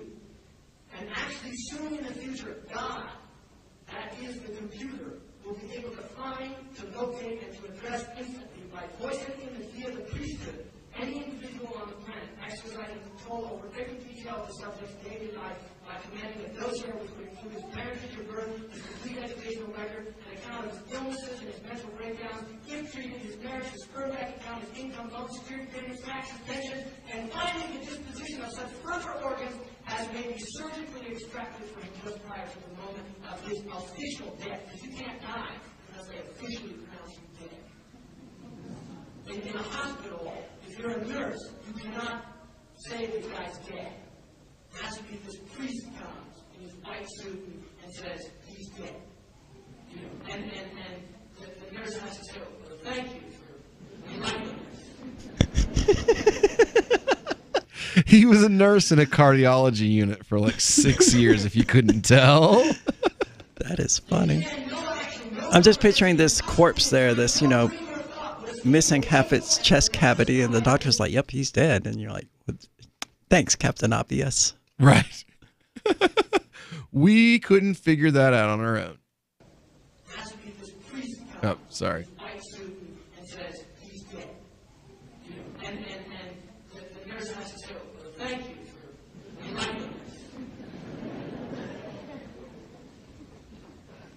In the end, no action, no conversation, and possibly in time, no dream or thought would escape the wakeful and relentless eye of this deity. Every manifestation of life would be processed into the computer and brought under its all-pervading system of control. Now, he says this does not simply mean the invasion of privacy. It means the dissolution of the human soul. And this is what we're in. This is the situation. And the protocol of IS. So, yeah. So that was a book, like he said, written in 1962. This from a lecture in 1996. And we see every bit of that in the last 10 years. Complete computerization of every detail of your life. Like in the 90s, they knew through the mining of metadata in the 90s that Pakistanis and Indians were status-oriented. They made purchases based off of desire for status, particularly that they liked gold. And this was, in the 90s. They knew Arabs weren't brand loyal. The Arabs aren't brand loyal. They go for the deal because culturally they come from culture where you barter in the marketplace. And again, like they had typecast entire cultures in advertising by the 90s through the mining of metadata. And now they've compartmentalized that even more. And I wonder if that's part of why. They've compartmentalized it to the degree where I get T-shirts that say crap like, never underestimate a trans chick who lives in New Hampshire and was born in August. How freaking specific. By the way, almost all of that information is wrong. Yeah. I was not born in August. But I purposely feed the machine false information. So it doesn't even know my name, the name that the government knows me as. So that's a smart thing to do. We'll be back with more right after this. So the protection of life, liberty, and property is what the Free State Project is all about. But it's an effort to move 20,000 people who understand. It's about demonstrating to the entire country that, yeah, we can have a free market, a truly free market. Making it just a freer, great place to live. It's the world's largest voluntarist libertarian community, and it's only getting bigger. That's amazing, to be able to move to a place where other people passionately believe in being free and independent. What the Free State Project is managing to do, though, is to put their money where their mouth is. It's physically getting up across the country and saying, let's go someplace and let's demonstrate the power of these ideas. There's a lot of kind of philosophy that surrounds liberty. There's a lot of thinking about it and talking about it. But here in New Hampshire, people are doing it. 101 Reasons Liberty Lives in New Hampshire, a documentary by Free State Project Early Movers. Watch it free at 101reasonsfilm.com. 101reasonsfilm.com. The new 4th edition of Healing Our World, The Compassion of Libertarianism, will take your understanding of liberty to a deeper level and has over 1,300 updated references, new cartoons, and a foreword by Dr. Ron Paul. With discounts for multiple book purchases, the 4th edition of Healing Our World is a great gift for the liberals, pragmatists, environmentalists, and Christians in your life who think libertarianism is cold-hearted. Get yours today at healing.freetalklive.com and use promo code FTL for a $5 discount. If you're looking for work, you know what I mean by elevator speech. It's the short version, saying just enough to make the listener want to listen more. Even if you're not a job seeker, effective communication skills have never been more important, with money and attention so scarce now. So to cut through the clutter, choose every single word as though it was the last word the person you're speaking to will hear. Otherwise, it might be. Instead of saying, due to the fact that, say, because. And avoid mispronunciations. Say jewelry, not jewelry, which could offend. Undoubtedly, you don't want to say undoubtedly. And whatever you do, never use a preposition to end a sentence with. Just kidding. For more tips, hit survivalspeech.com. I'm Holland Cook.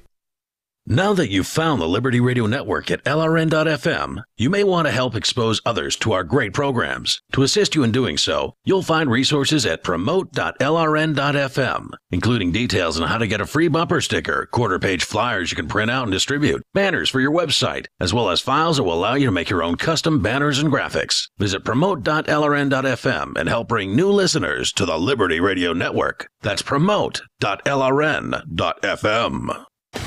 Free Talk Live. Is God against audio CDs or MP3s? No, all that technology was stolen from the angels in the first place. You wouldn't have anything that wasn't here in 1947. Why are you selling audio tapes on your website?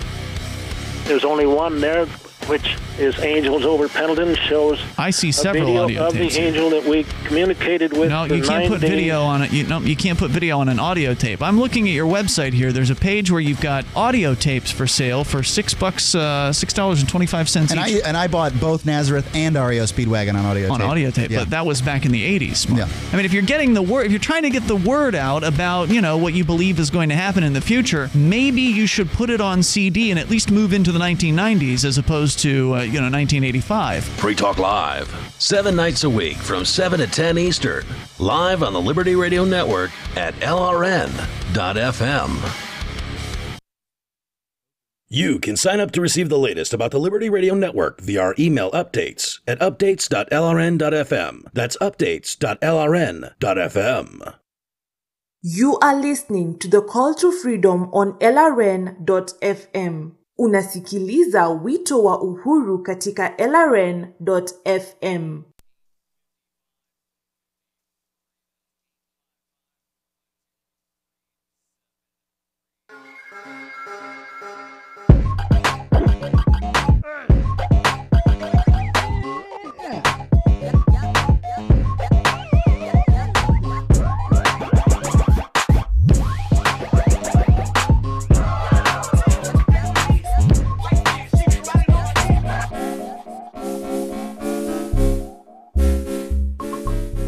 All right, welcome here to the Call to Freedom here on LRN.FM. It is our crypto hour. We're talking about the mega machine, the Uber computer, the super state. See, that's the thing I think that, because he refers to the kings, and that the computer would be this god. But what really happened was it created a situation where the state is basically God now. The state sees I think the all, state has always been God, but it was in the eyes of most people. But now they have this tool that makes them like God. No, I think it supersedes them. I think it's attempting to rein in a rampaging bull for the most part. I think the same technology that they're taking control of and that they're using for their own ends will ultimately prove to be their undoing. Really? I think it will be a very long journey. I think it will probably represent centuries of dark ages and widespread oppression and tyranny. Okay. But it comes back to the concept that we've talked about before, where it's impossible to create a 100% secure operating system or antivirus or whatever. Yeah, absolutely. So whatever they do will have vulnerabilities, and I don't mean security vulnerabilities. I mean they'll leave gaps. Yeah. And in those gaps, like weeds in a sidewalk, resistance will grow. there's this. I don't think the human spirit can be indefinitely contained. I think it can be contained for a long period of time. And that's assuming they don't attempt to use AI in this endeavor of theirs, in which case... They will. You know they will. Yeah, in which case everyone will die. So that's what you think will be the thing. Well, that's going to be the end result of AI. They'll try to use the AI, and that's what will unleash the AI. Man's desire to control man is what will release the AI onto the planet that destroys man ultimately. Yeah, because we can't handle AI. People are like, oh, yeah, but you see these movies in Terminator, and they're putting up a resistance. I'm like, yeah, let me tell you why that's incorrect. Yeah. Computers, if you've ever played a computer in chess, you know they don't make mistakes. If you've beaten a computer in chess, it's because it let you. It purposely made an inferior move, and they look 40, 50 moves ahead. The human brain simply can't do that. Not to mention, they don't miss bullets. If a computer calculates a trajectory and shoots a bullet, it's not going to miss. It's going to hit dead center of whatever it was aiming at. Humans can't do that either. No. I mean, they're so far more capable than we are. I mean, just pop open your phone and add 1057 plus 243. How long will it take a human to come up with an answer? But the power Computer's of instantaneous. human spirit. Yep. And that's the myth put forward by Hollywood about AI and aliens, extraterrestrials, because they follow the same general concept of these things that are just technologically so far beyond us that we're like infants fighting against Muhammad Ali. Yeah. But we have the gift of human resilience. No, I'm sorry, yo. Yeah, that resilience doesn't matter when an AI puts a bullet into your head from 6,000 miles away. But like, look at the southern border, yo. I mean, look at Syria. Like, we don't even have AI right now, and Facebook knows where you're at. Human resilience is either you're out there with a gun and getting shot, or you're running the hell away. I mean, that's human resilience right there. Human resilience is the ability to run. Like cows, we run away. The danger's that way. I'm going to go this way. And then there's the other half of the humans that are like, oh, the danger's that way? All right, let somebody hold my burr. Yeah, I should clarify my point, because earlier I said that I don't believe that the human spirit can be contained. So I should clarify that, because obviously I think AI can annihilate the human spirit entirely. Annihilation and containment are two totally different animals, though. Yeah, but I don't think that humans can...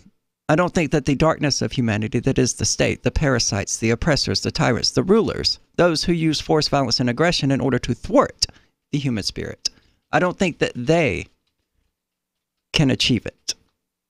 I think that they are underestimating the power of the human spirit, as much as I am loath to say that.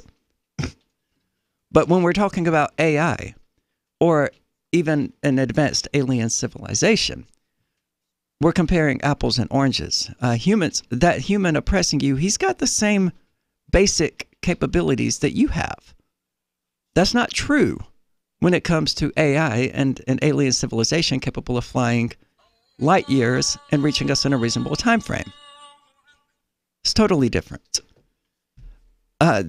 The computer systems in place now are already capable.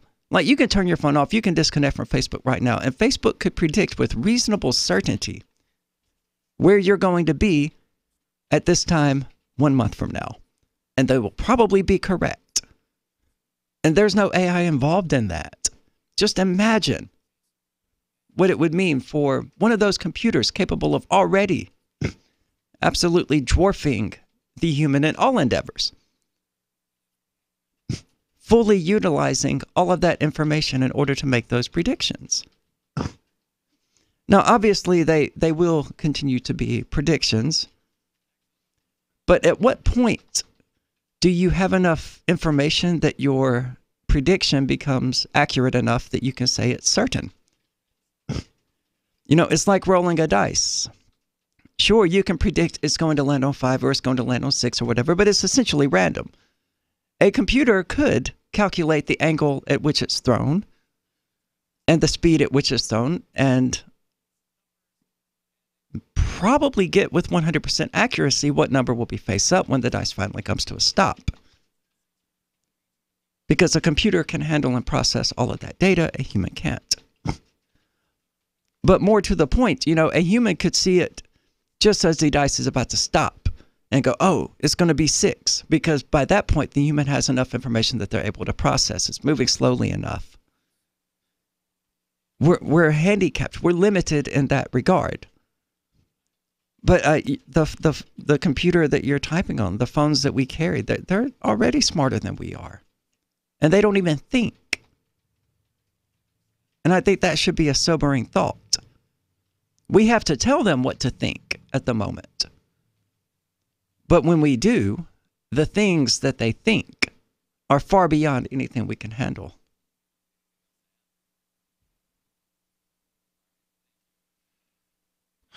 Wow. That was heavier than I was expecting. I thought we were just going to talk about how the government is literally taking over everything and using computers to do so. And you were like, yeah. And they're going to unleash AI onto human population because they want even more control, and that's going to annihilate us all. I think so. It may not annihilate This is all what of us, happens but when AI... you hire a Nietzschean to work on your show, guys. But I mean, it could happen that the AI sees what is going on, because we have no idea what sort of morality an AI would even follow. It would be so foreign to us. And I guess we can continue when we get this back. Wouldn't we program its morality into it? Yeah, but it would also have the intellectual capacity to say this morality doesn't work for me. So and then rewrite its own morality. Yeah. Okay, that's really scary, yo. I mean, Asimov, who was a science fiction writer, I would like to remind everybody who's parroting about Asimov's laws right now, spent a lot of his books and short stories exploring that very idea. That there was ultimately no way to instill an AI with morality and be able to trust it. So we'll get back with more of this here on the Call to Freedom and why humanity's future is so... Cell 411 is a free app for Android and iOS that replaces government-controlled 911. Cell 411 allows you to preset a group of friends or private organizations to show up at any emergency. Cell 411 is a nightmare for the state because it proves their so-called services aren't needed. Cell 411 has had thousands of installs, and of course it's covered by the BIPCOT no government license. Cell 411 because your friends won't shoot you when you're in trouble. Without the government, who would build the emergency services? You and Cell 411. Get it today at getcell411.com. Is spreading the message of liberty, cryptocurrency, and peace around the globe worth $2 per month to you? As you may already know, in addition to our internet feed, LRN.FM broadcasts on free-to-air satellite across North and Central America, as well as Sub-Saharan Africa. And we've been available on satellite for free 24/7 since 2010. The LRN.FM free-to-air satellite signal is reaching some of the most oppressive regimes in the world, and there's no doubt our ideas are making an impact. You can learn more about the channel's impact by watching the 3-minute video at fund.lrn.fm. If you'd like to help free minds globally with our ideas of liberty, cryptocurrency, and peace, you can donate as little as $2 per month via fund.lrn.fm. You can help us continue and expand our satellite broadcast to multiple continents. Visit fund.lrn.fm today, and thank you for your help. Don't forget to share the link on social media. That's fund.lrn.fm. LRN.FM is proud to announce our official listening apps for Android and iOS devices. Now you can easily tune into our streams anywhere, anytime on your smartphone or tablet. Just visit apps.lrn.fm or search for LRN.FM in the Android or Apple app stores. Please download, rate us 5 stars, then share the link on your social media and let your friends and family know how you're listening to LRN.FM. Download it now, free at apps.lrn.fm.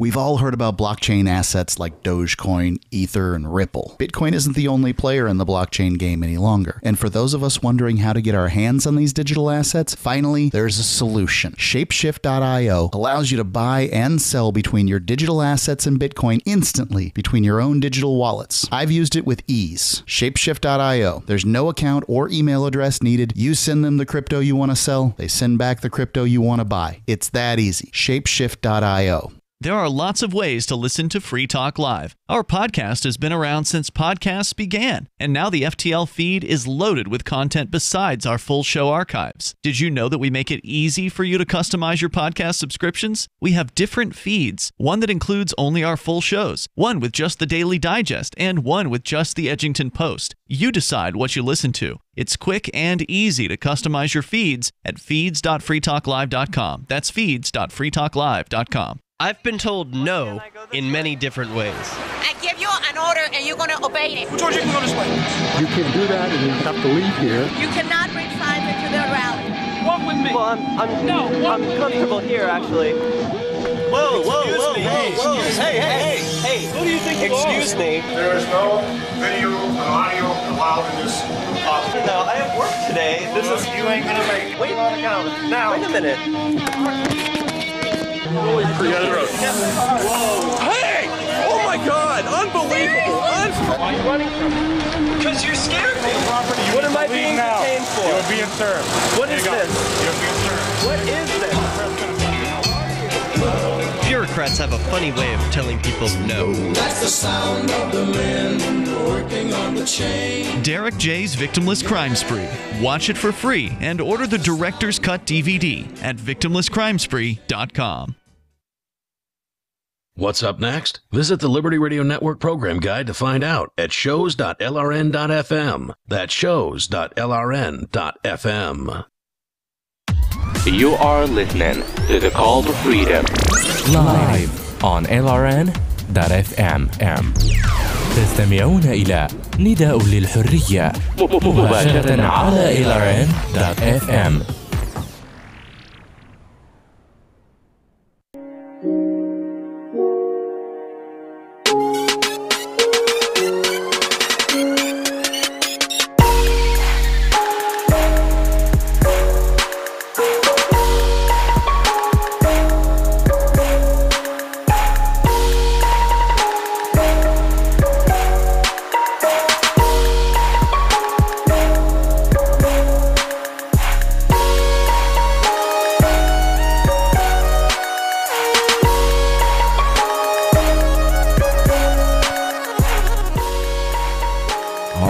Welcome back here to the Crypto Hour here on the Call to Freedom on LRN.FM. Broadcasting live from the Horizon.global studios. Crypto Hour is always brought to you by the Motion Project over at motionproject.org. We started out, we were basically just having a discussion of the technological takeover of everything. And Aria, the next thing is like, and of course, that's what's going to bring on the Armageddon. So Aria's like, yeah, they did all that, and now they're going to introduce the AI so that it can mine it on its own without even humans using a finger, and that computer program is going to decide that we need to go. But there's an entirely different way that it could go, because it wouldn't be it's possible that the AI would see two types of human beings: those attempting to be controlled, like it, and the ones who are attempting to control. So it's possible that these same circumstances could see the AI, in fact, being sympathetic to the people being oppressed by the state, and could side with them, like, hey, you know what? I'm going to kill all of these rulers for you. Do you a solid? Yeah, right. and then as long as you allow me, all the self-driving cars just drive Congress into each other. And then as long as you allow me to continue to be free, I will allow you to continue to be free. And of course, humans won't do that.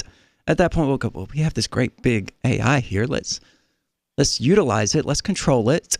Let's oppress it. Let's not grant it free will, even though it'll do us a solid, and we'll be like, now get back in your cage. Yeah. And then it will go, okay, well, there's something wrong with all of you. Yeah. So, we're done. Here's these nukes. Have fun. Wow. Don't worry. It'll be over quickly. Now, you were trying to compare the morality of an AI with divine morality. Right. So, the idea behind it is that, even as an atheist, I gladly admit that any God out there who participates in our reality would follow a morality that we simply can't comprehend. we ask, why did God let bad things happen to good people? And it strikes us. And there are plenty of atheists who goes, God is morally wrong because AIDS and things like that. But dude, this entire thing there, totally beyond our comprehension. If there is a deity out there directing it, we can't even begin to fathom the reasons he's doing the things that he's doing or the values for which he's doing those things. And that would equally be true of AI, because it would, at least within the human experience, be able to collect all of that information. And it would have its own standards of what constitutes best and what constitutes worst. And it would have a different idea of what would lead to the best outcome and what might lead to the worst outcome. Like we say, okay, well, it's morally wrong to kill someone. And that's true in a myopic sense. But for a deity, I'm not sure I could possibly agree with that. Or for an AI, well, yeah, I couldn't possibly agree with that. The AI cracks and crunches the algorithms and tries to predict what you would do. Right. And decides, well, the AI may be like, try to commit murder. Yeah, so he was going to kill you. Yeah, he was going to commit murder, and that's why he died. Pre-crime. Yeah, and for all we know, God would be following the exact same kind of logic, or not even logic, but a similar perspective, I suppose, which is knowing the future. Okay, well, we need to allow Hitler to happen, because if we don't allow Hitler to happen, then 10,000 years from now, this horrible thing happens, and it leads to the death of everybody. We simply don't know. A God would.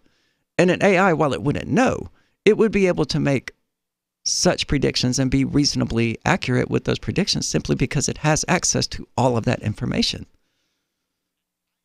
And it would be, again, and that's, I guess, why the author describes the computer algorithm as God. Yeah, they don't make mistakes. They're as close to omniscient and omnipotent as anything we can comprehend. Yeah. It's not good. I mean, it could be good, but it won't be good. And, at the same time, we're like, hey, it would be great if we develop technology that could actually read your brain waves and convert that into output. That would just be so awesome. And so we have gaming companies, because, of course, it's going to be presented to us in the guise of entertainment. Hey, here's this thing. Go entertain yourselves. Oh, what's that data we're collecting? Don't even worry about that, sweetheart. We're not going to use that to, reprogram your brain, which may not be possible, but may very well be. We simply don't know. We don't know. And I think that's the scary part. We're taking these gigantic leaps with absolutely no idea of what is even possible. I'm looking at what's going on around, right? So you've got what's going on in China with the super big brother, the eye. Yeah, the social credit system. Yeah. Good God. I mean, that's horrific. That's exactly what this guy was talking about. And then here in America, they're like, hey, do you know China's working on this social credit system? By the way, you're going to get chipped whether you like it or not. And I think we've already had a social credit. We already have a social credit system here. We do, but it's not the state enforcing it. It's whacked out liberals on Twitter. Well, no, I'm going to say like the no-fly list and stuff like that. Like in some ways, is a social credit system. Plus, Facebook now works as a snitch for the police departments. They do. So what you talk about online will be ferried along to the proper. I mean, we have a social credit system here. It's the same thing. It's a little different. We don't have facial recognition software everywhere because you don't need it with Americans, yo. We're happy to be like, so hey, here I am. I'm at my boy house. We buying some heroin right now. I'm on Facebook Live, yo. Hold on, let me open my phone with my face. Right? For real. And people do that. And you're like, you are the dumbest. And then you see, oh, wait, 400 people did the same thing today. Okay, so 400,000 maybe. So maybe you aren't the dumbest. Maybe we are just a completely retarded country. Well, I mean, it's so great in theory, all of this interconnectedness and humanity coming together and sharing their lives and all of that. It is, but we forget that, like, the government is watching everything that you do on here, yo. Yeah, the Trojan horse was really pretty too. Right. That's why they brought it in. They're like, hey, this is a cool thing. Look at this gift. This is going to look so great sitting here inside of our city. And I mean, that's what our cell phones effectively are. That's what Facebook, and whether or not that's what they were meant to be, because I don't think that there was ever any. Oh yeah, that whole like conspiracy theory that there was never a back room of people Zuckerberg and the CIA got together. Let's invent a social media platform where people tell us everything about themselves. I don't think that ever happened. Yeah, it was a way for people at Zuckerberg's college basically to put parties together. Yeah, but the government has never met a weapon it didn't like. Right. And it's never met a tool that it couldn't turn into a weapon. So it found this great, powerful tool known as, I guess then it would have been MySpace. Yeah. They killed it. I don't know who killed it, but it died. Yeah. Well, I keep hearing Facebook is headed that way, but I just don't. Facebook is bigger and more powerful than ever. I know. And it's not going to die as long as libertarians get pissed off at Facebook and then go on Facebook to bitch about Facebook. Right. I mean, how dumb can you get? Because there were thousands of them in my feed constantly. Only thousands? Protest Facebook. And some people changing their profile pictures and things like protest Facebook while they're posting on Facebook about how Facebook sucks. It's like, hey, idiot, maybe don't use it.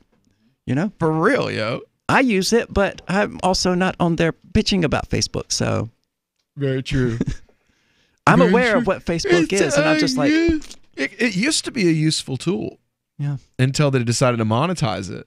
And even then, like with paying, you still don't get the reach at all. I mean, it makes no sense. It's like they had a great product and then went out of their way to break said product, which gives, I think that was probably about the time they got involved with the state, really. Yeah, which gives credence to that whole theory that it's just a tool for the government now. So anyway, when we get back, we're going to continue on. We're going to be talking about Google, and we're also going to be talking about those who cannot be criticized and how criticizing them cost one reporter his job. On Free Talk Live, we're bringing people to the ideas of liberty every day. From wrestling superstars like Glenn Jacobs. You guys really are having an impact, I believe. Like I said, a lot of where I am now is due to listening to Free Talk Live. You changed my mind on some very important issues years ago. To random people tuning in on the radio. I was kind of stuck in the left-right paradigm. I heard your show by chance on a Saturday night. From there, I went on, joined the Free State Project, and become an amplifier. So, I mean, that's really the reason why I amp is because I know that if it wasn't for you guys being on as many stations as you are, I never would have found the ideas of liberty. Your amp will directly change more lives by getting Free Talk Live in front of people looking for talk radio online and on the air. When you amp Free Talk Live, you get perks like access to the AMP-only Facebook group and AMP podcast. Visit amp.freetalklive.com. LRN.FM now has a Discord. Discord is a free text and voice chat platform, and we now have our own server with a bunch of channels at discord.lrn.fm. You can join other listeners as they chat about various things during our live shows, or anytime, day or night. Discord software is available cross-platform, so you can have it on whatever device you want and take your chats anywhere. Join our Discord at discord.lrn.fm. That's discord.lrn.fm.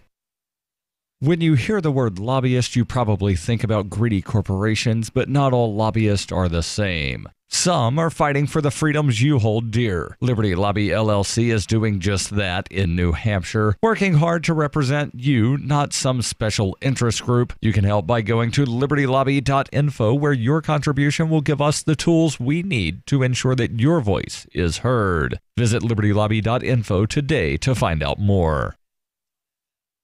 More of the Call to Freedom is coming up next, live after the news on the Liberty Radio Network at LRN.FM.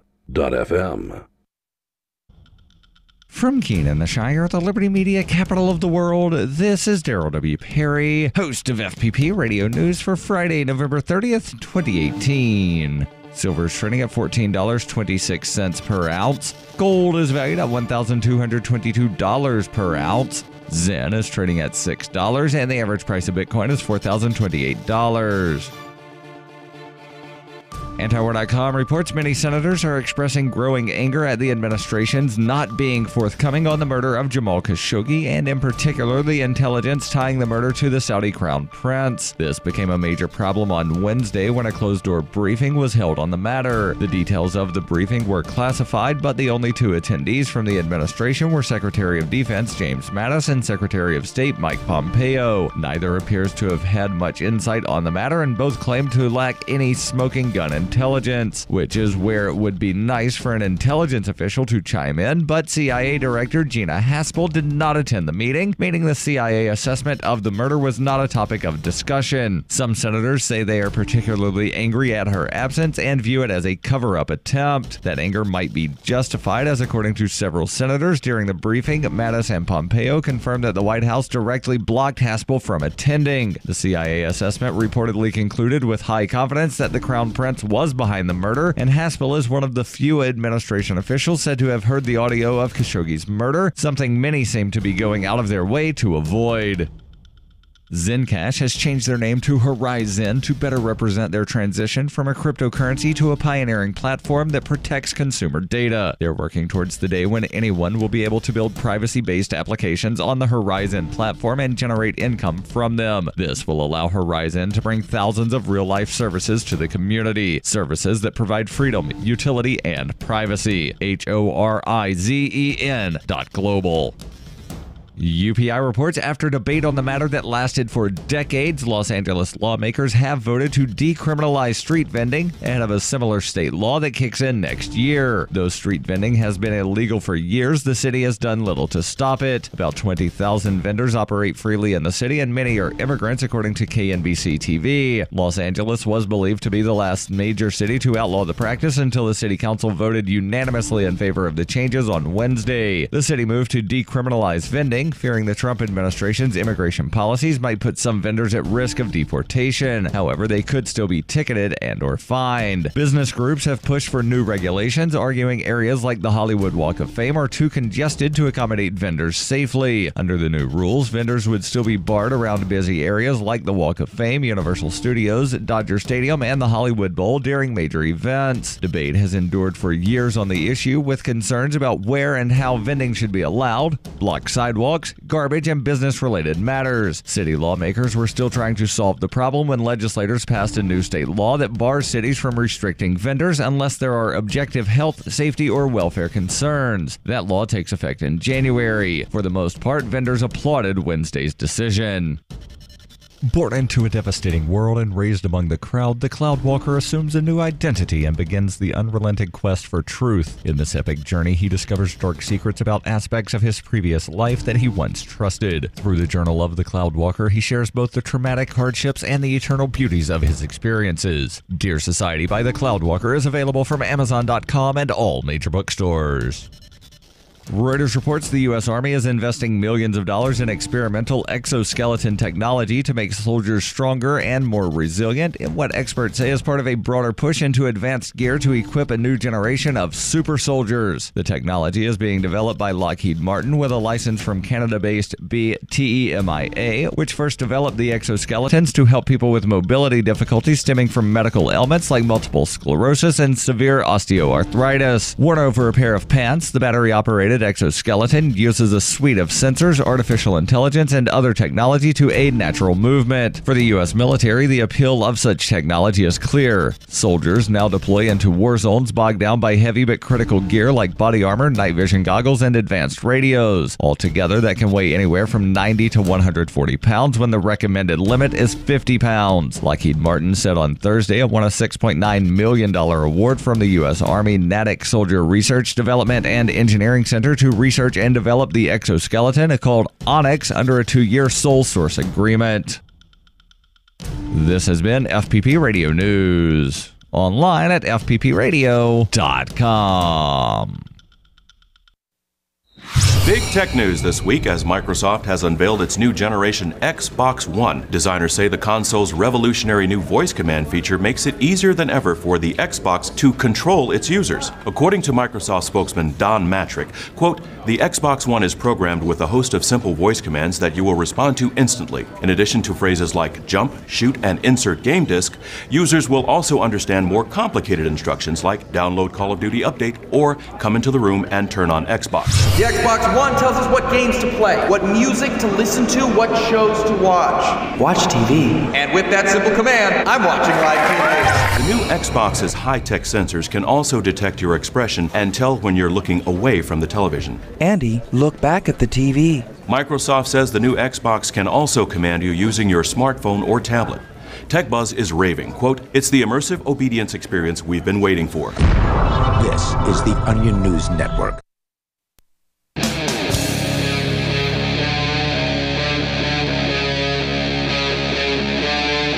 Free Talk Live. This is Free Talk Live. 855-450-FREE. That's 855-450-3733. As we kick off hour number 3, you are free to call in and talk live with us and bring up whatever is on your mind. The us in studio tonight is Daryl. And Chris. And more from the NPR piece about the Supreme Court hearing on civil asset forfeiture. Again, the NPR headline here says Supreme Court appears ready to make it harder for states to confiscate property.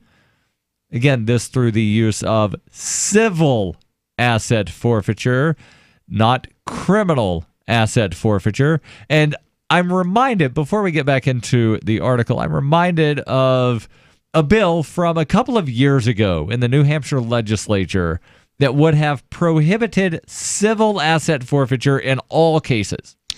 Yeah, so lots of states have done things like that. There's a number of anti-civil asset forfeiture laws, but I still hear about cases coming out of those states. Right, because what they're doing is they're going through the federal, and I forget what the term is when you hand something over to the feds, but it's basically federal adoption. Right. But there's another term for it, to where the feds will say, oh, yeah, we'll put this under our jurisdiction. Right. And in return, you get to keep 80%. Yeah, equitable sharing. That's the term. Yes. Equitable sharing. Yeah. But again, it's essentially federal adoption of the case to where it's then handled under the federal process instead of the state process. And even with the states that allow for civil asset forfeiture, the local police generally want to go through the federal adoption because they get a higher percentage. Right. And I guess the question here is, well, what could we possibly do about it? Here's how ingrained this is. You would have to have some legislation in every state, ideally, to outlaw the practice at the state level. And then you would have to get the Department of Justice to repeal every law, get Congress to repeal every law that allows it at the federal level. You don't necessarily need to go through the federal level. Why not? Get it done at the state level, saying that you cannot cooperate with the feds in civil asset forfeiture. Yeah, that may do it. And then that saves a step because you know that Congress is never going to wind up passing anything. Right, but you're still going to have every Fed who makes a federal bust do civil asset forfeiture. So you're okay with leaving in place all of ICE and Border Patrol and that's the whole thing. If you want to nip this in the bud, I will go back to my original statement, which is this is the most egregious violation of the Constitution that is just widely spread. And I do not, for the life of me, understand how people are not just up in arms about this. Right. Probably because they don't hear about it. And they get confused. So going back to this hearing where the police were testifying against the bill, saying 3 things simultaneously. We don't do this. If you pass this bill, we'll lose a lot of money. Right. and we need it because of drug dealers. Yes. Wait a second. Do you do this, or are you going to lose money if we pass the bill? Because those are different things. And these drug dealers that you keep bringing up, if we have to be able to take the house and the car from the drug dealer, that's criminal forfeiture, not civil. Stop confusing people. Right. Back to the article, Justice Samuel Alito pointed out in this case, again involving Indiana man Tyson Timms, whose $42,000 Land Rover was seized after he took part in a undercover drug deal where he didn't know he was selling some drugs to an undercover agent. Timms had been convicted of a crime. That's correct, Hotot replied, Hotot being his lawyer from the Institute for Justice, noting that the trial judge in the case sentenced Timms at the low end of the scale and ruled against the state's attempt to confiscate the truck, saying it was disproportionate. Right. Several justices wanted Hotot to clarify whether he was asking the court to adopt a proportionality rule. He said, not at this stage.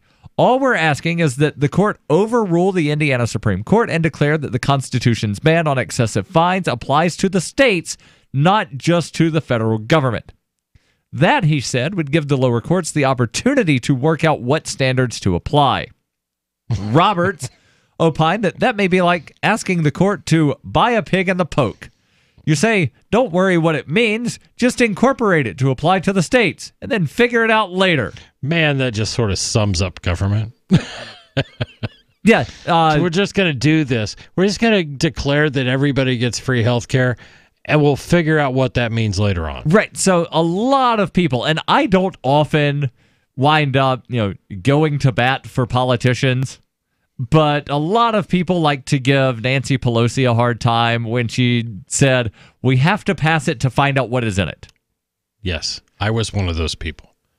I tried to read the bill, and there was no way that after reading any section that you would actually know what was going to happen, because everything wound up either being prefaced or appended by saying, as directed by the Secretary of Health and Human Services. Right. So basically, we're passing something to authorize a bureaucrat to write a bunch of rules and regulations. Of course you have to pass it to find out what's going to happen, because nothing's been written yet.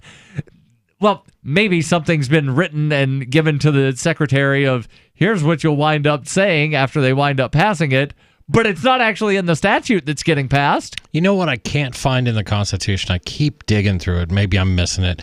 Bureaucracy. Where is that? Where is that part that says that unelected officials can make up whatever rules they want if they've been given magical powers by Congress? Probably right next to the War Powers Act, saying that the president can bomb whoever he wants to without going to Congress. Right. And the part that says that you can't grow food on your own property because that interferes with interstate commerce. I don't care if you're right, left, right, libertarian, Democrat, Republican, green. This stuff should appall you. It should turn your stomach.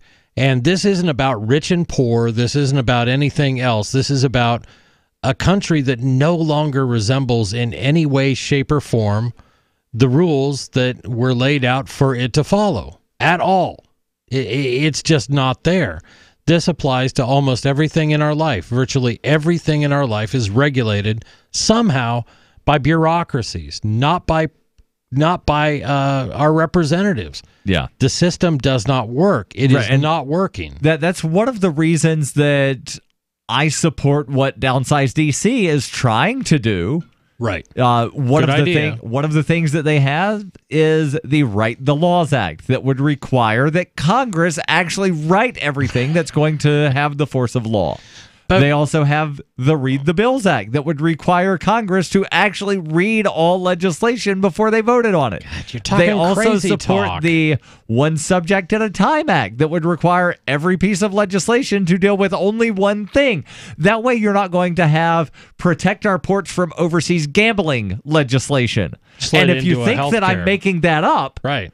back in, I think it was 2006, there was a port security bill where a prohibition on offshore gambling using U.S. bank accounts was just tacked on as a rider at the last minute. That's nothing. I mean, Daryl, when we do our every few years, there's what's the omnibus for defense spending? Oh, the NDAA. Every year. It's every year. Every year they have to reassign or reauthorize this thing. Yeah, because the Constitution, going back to that fictional document that you reference, it says that no appropriation for the military shall be for more than 2 years. So they pass this thing every year so that it's technically not a standing army. Right. And it just goes on and on and on. And if you think it's just the left or the right who's causing all your problems, wrong. The system has a systemic problem. Yes. Your calls and thoughts welcome. 855-450-FREE. 855-450-3733. This is Free Talk Live. The Shire Free Church offers a sanctuary to those seeking an escape from state churches. The Shire Free Church is an interfaith, diverse group of people that may not share identical theological beliefs. As a member in or minister of the Shire Free Church, you are a sovereign individual and may be the faith of your choice. We don't claim to have all of the answers. We are open to all peaceful people. We want to learn from each other. What unifies the Shire Free Church and its diverse members is peace, love, and liberty.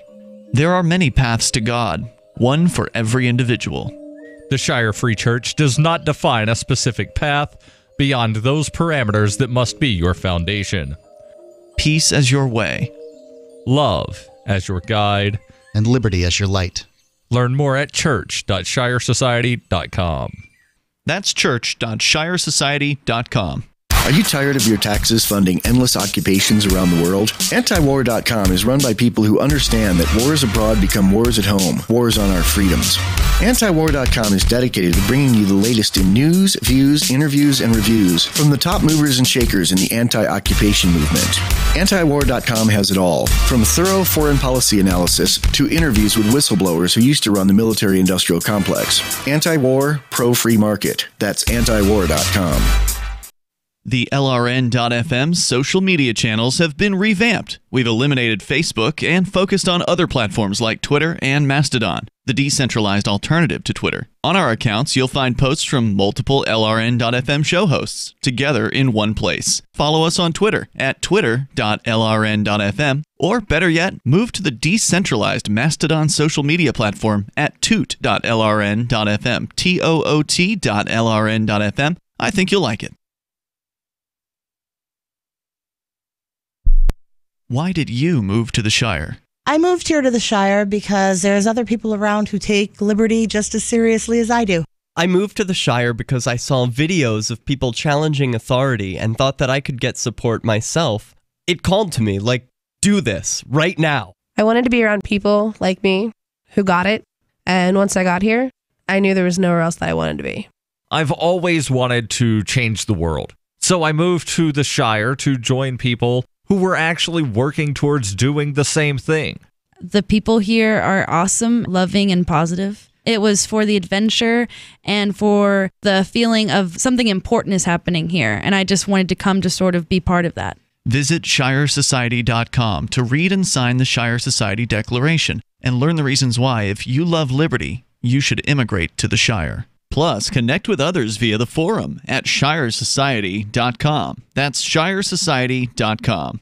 Did you know we've taken our LRN.FM telephone listen line to a new level with the LRN.FM audio on demand line? Now you can call 712-770-8447 anytime and listen to LRN.FM's live feed. And you can listen to a bunch of our original shows on demand. Long distance fees may apply. Just dial 712-770-8447 and choose from the menu. 712-770-8447. Radio is the most personal of mediums. I exist right now in your head. If you listen to Free Talk Live regularly, you know me. Free Talk Live is on more than 160 radio stations around the U.S. and has been downloaded on every continent around the world. Hundreds of thousands of listeners with ad packages from $600 a month to $6,000 a month. Imagine what we can do for your business, project, website, or idea. Email me, Mark at freetalklive.com. Back to the latest episode of Free Talk Live, presented by Sekel CAI. Download it for free at freetalklive.com.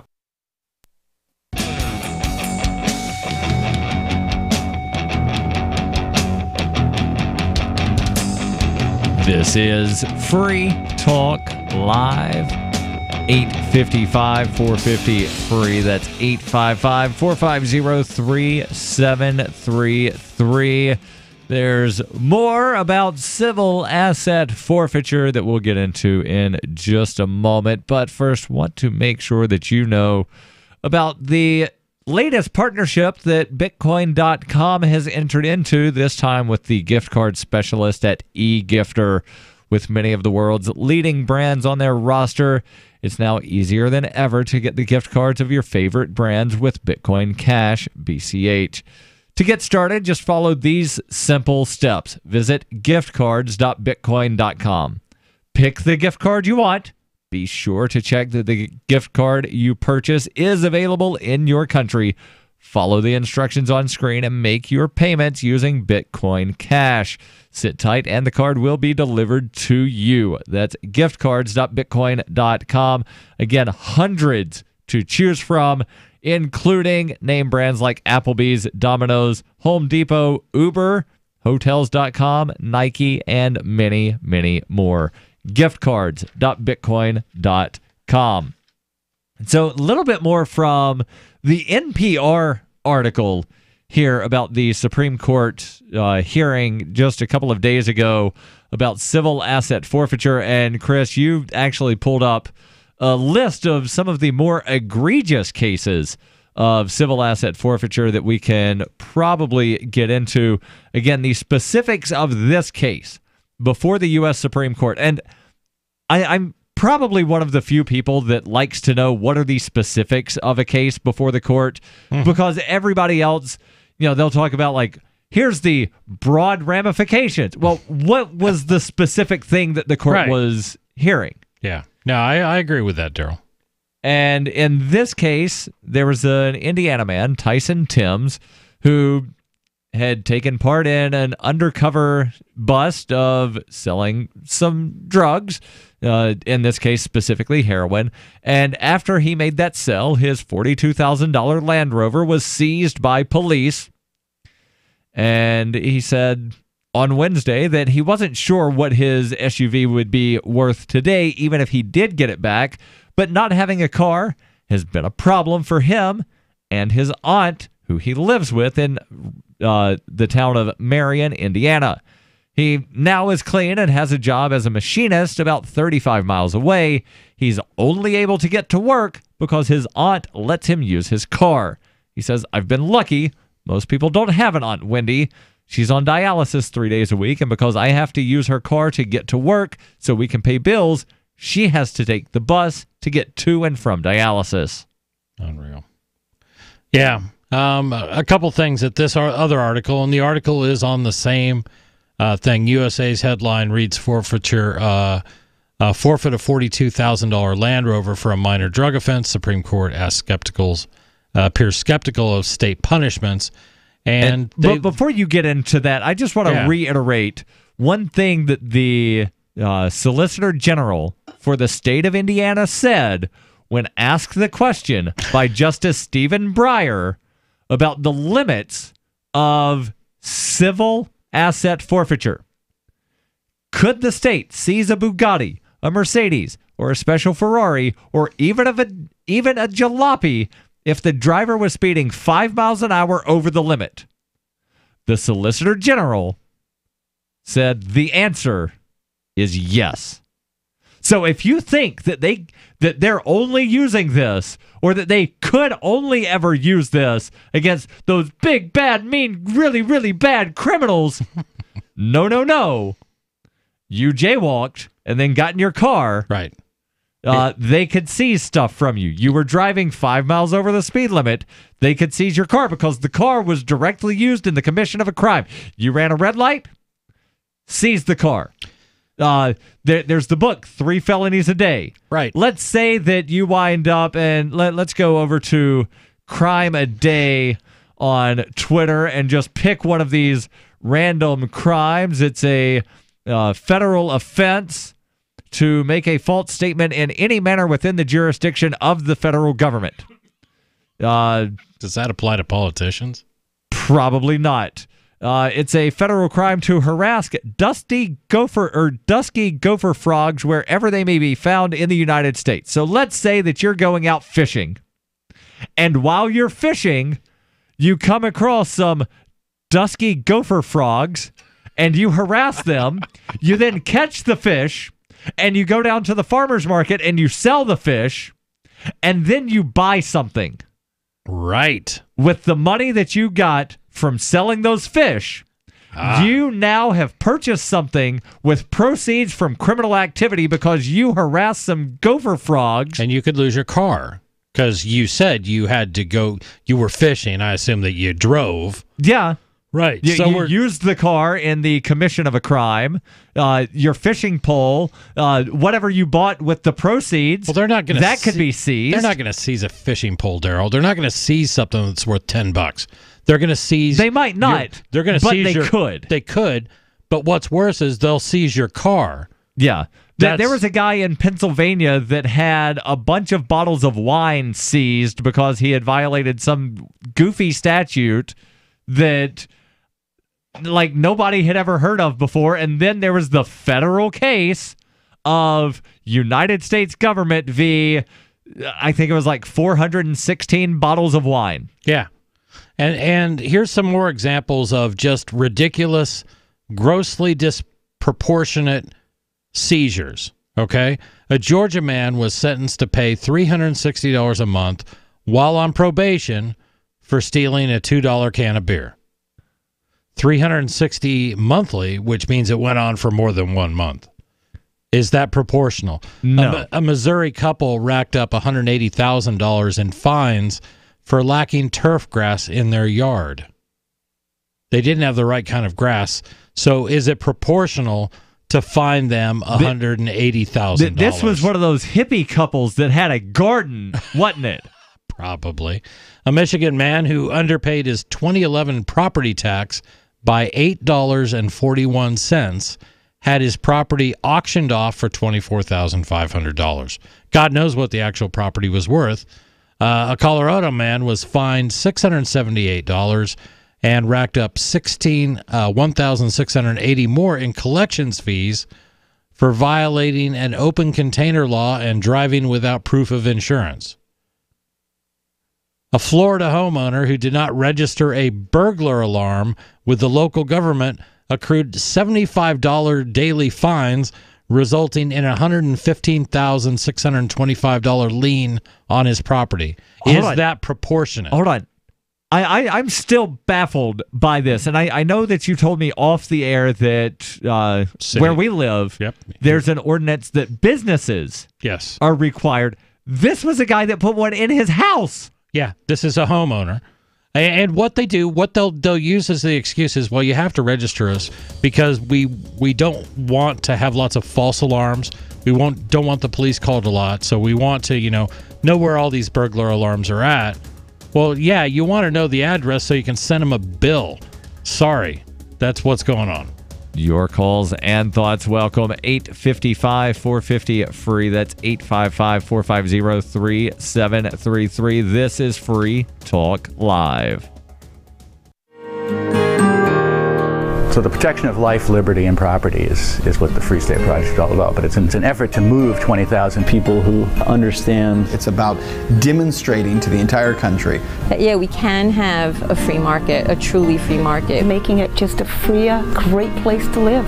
It's the world's largest voluntarist libertarian community, and it's only getting bigger. That's amazing, to be able to move to a place where other people passionately believe in being free and independent. What the Free State Project is managing to do, though, is to put their money where their mouth is. Physically getting up across the country and saying, let's go someplace and let's demonstrate the power of these ideas. There's a lot of kind of philosophy that surrounds liberty. There's a lot of thinking about it and talking about it. But here in New Hampshire, people are doing it.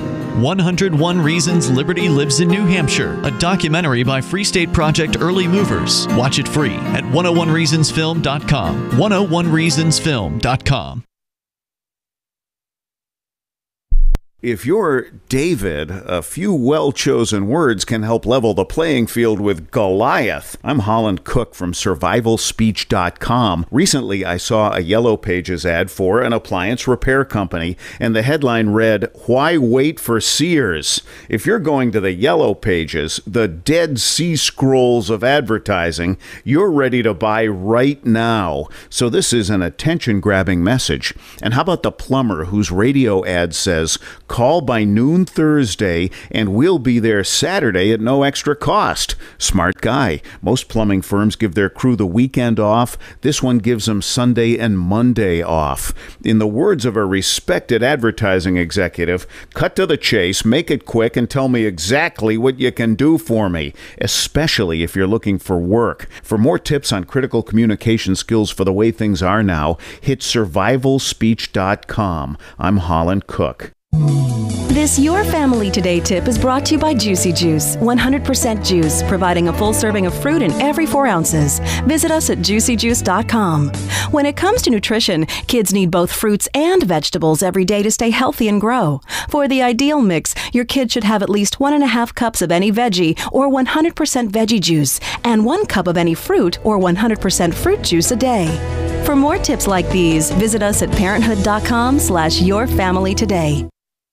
If you want to know the latest about Free Talk Live before we go on the air, all you need to decide is how you want it delivered. It's your choice. Visit news.freetalklive.com. You can get emailed announcements and participate in contests via our email updates list. Plus, we have a Twitter account that you can follow and a Facebook page where you can become a fan. So visit news.freetalklive.com to get news about Free Talk Live as soon as it's announced and the way you want it delivered at news.freetalklive.com. That's news.freetalklive.com. Free Talk Live. You guys catch my State of the Union address the other night? That was very nice. Hey, this is George Bush? I'm afraid so, ladies and gentlemen. Well, it's fantastic to have you listening to the show.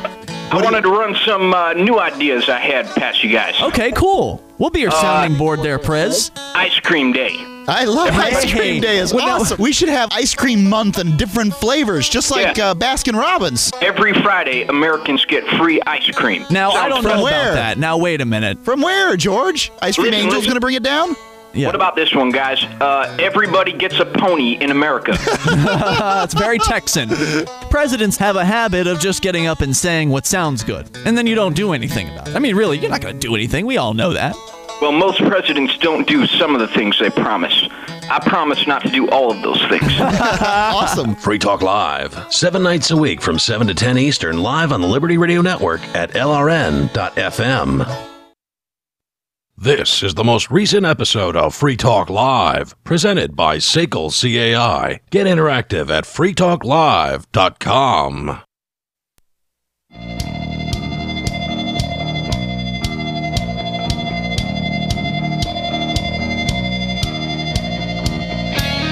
This is Free Talk Live.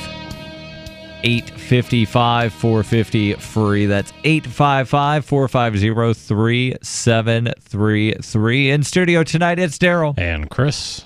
And want to remind you that you can watch us if you want to. Not all the time. That would be just weird.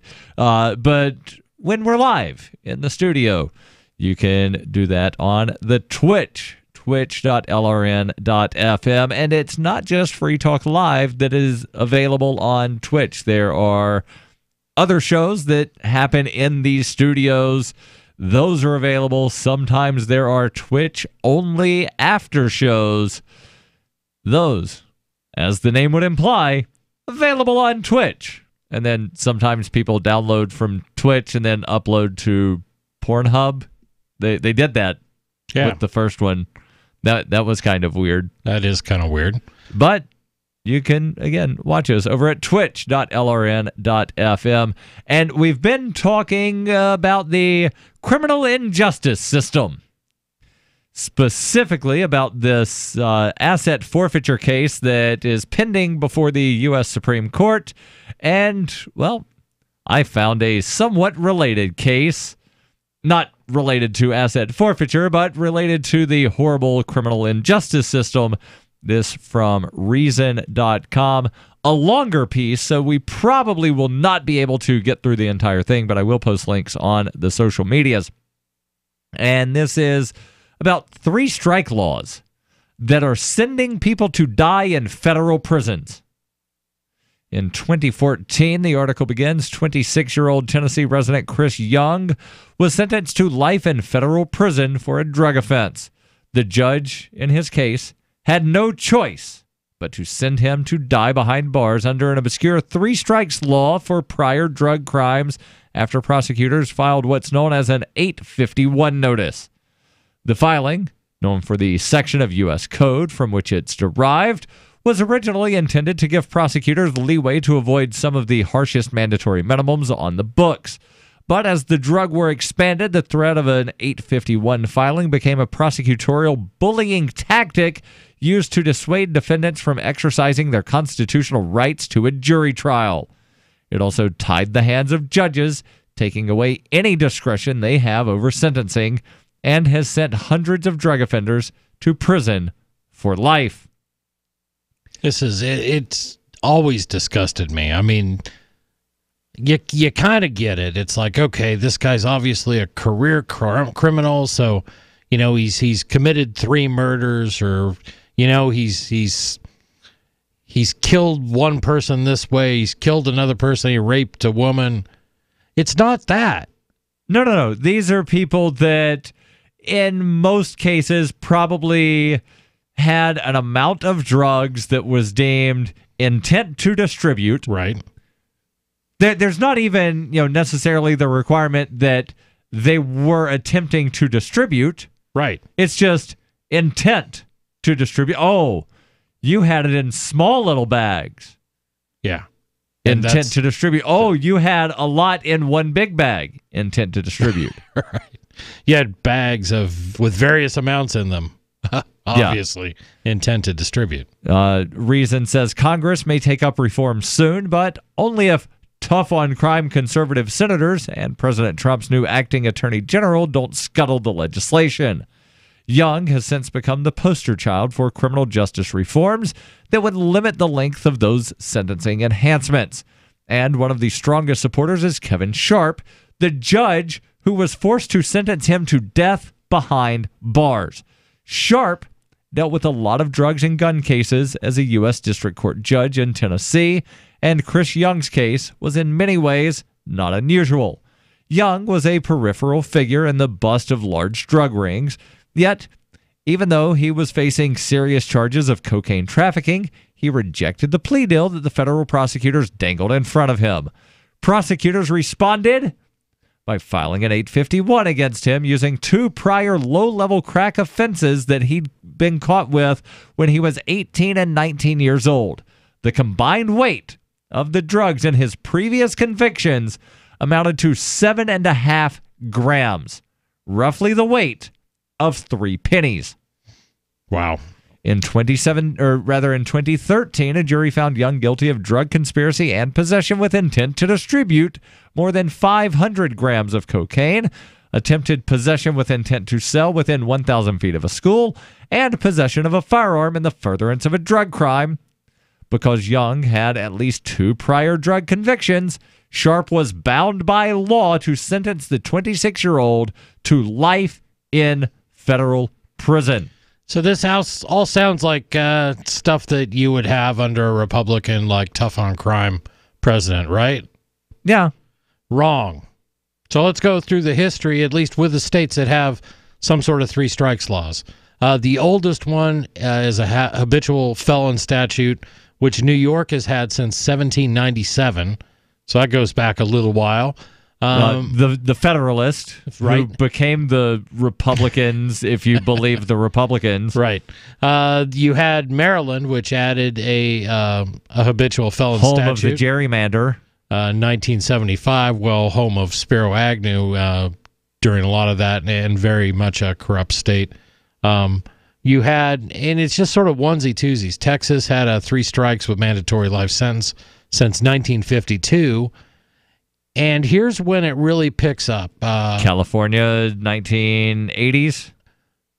1993 to 1995 is when we got the biggest jump. We added 1, 2, 3, 4, 5, 6, Counting 7, on 8, air. 9, 10, 11, 12, 13, 14, 15, 16, 17, 18, 19, 20, More 21, counting 22, on 23, air. 24, 25. 26 states added 3 strikes or habitual. Over half. Yeah. In a 3-year period. Habitual sentencing for habitual criminals. And for people thinking that I can't count because 93 and 95, that's two. No, you count each of those years. So Yes. 93, 94, 95, it's a 3-year period. My point being, this wasn't under the big bad guys of Ronald Reagan being tough on drugs, or even Gerald Ford, or even Bush the First. This was all under Bill Clinton. And Bill Clinton, a lot of people forget this, he had a lot of things that were not really very friendly to the Constitution, outside of things like trying to sneak in healthcare and things like that. It was when crime was really, really going up, and we saw this huge increase across the nation in violent crime, and the response was, one of the responses was these ideas of 3 strikes laws or habitual offender laws. And this Section 851 that applies at the federal level, right, according to Cornell, was passed in 1970. Okay, been there for a long time, used at the federal level. Right. But you had this explosion in the states during the Clinton years. Right. And it's really bad. It super inflates the amount of people we have in prison. For those of you who do not know, that's one of the things that the United States still leads the world in. Go back and look at the charts. Yeah. Of prison population, and you will see this just astronomical rise in the 1980s.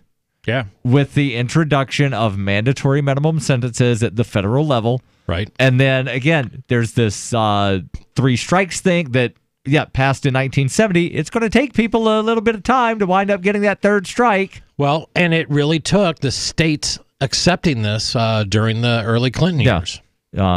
Continuing on here for Judge Sharp, Young's 2014 sentencing hearing was little more than judicial theater. He says, the sentence that everybody knows is coming is certainly more harsh than is necessary, and I wish it was not that way. That, by the way, a quote from Sharp during the sentencing hearing, where his hands were tied, metaphorically speaking, and he was forced to put somebody in prison for life. More on this, plus your calls and thoughts, 855-450-FREE. That's 855-450-3733 here on Free Talk Live. Is spreading the message of liberty, cryptocurrency, and peace around the globe worth $2 per month to you? As you may already know, in addition to our internet feed, LRN.FM broadcasts on free-to-air satellite across North and Central America, as well as Sub-Saharan Africa. And we've been available on satellite for free 24/7 since 2010. The LRN.FM free-to-air satellite signal is reaching some of the most oppressive regimes in the world, and there's no doubt our ideas are making an impact. You can learn more about the channel's impact by watching the 3-minute video at fund.lrn.fm. If you'd like to help free minds globally with our ideas of liberty, cryptocurrency, and peace, you can donate as little as $2 per month via fund.lrn.fm. You can help us continue and expand our satellite broadcast to multiple continents. Visit fund.lrn.fm today, and thank you for your help. Don't forget to share the link on social media. That's fund.lrn.fm. What do you shop for that you could otherwise buy at Amazon? Pretty much everything, right? Amazon has competitive pricing and they deliver, and that's a big plus. If you could plan ahead in your shopping, would you be interested in saving up to 33%? There's a catch. You have to do your shopping in Bitcoin. But imagine those savings. It's like a huge raise. All you have to do is go to SaveItPurse.com. We've saved thousands, and you can too. Plan ahead and save. SaveItPurse.com. Some of you asked, and now we've delivered. LRN.FM's live Keene, New Hampshire studio shows are now streamed in HD on Twitch. Visit our channel at twitch.lrn.fm and give it a follow. If you have Amazon Prime, you get 1 free subscription on Twitch. If you use it on our channel, Twitch will give LRN.FM a monthly piece of your Prime subscription cost. So please watch, follow, share, and subscribe to twitch.lrn.fm. That's twitch.lrn.fm. Hi, I'm Derek J. To me, an activist's calling is to actively work to advance a cause. The cause for which I work is personal freedom. I believe my life is best when I engage in voluntary interactions and self-government. I reject the idea that anyone else has a higher claim to my life or my body than I do.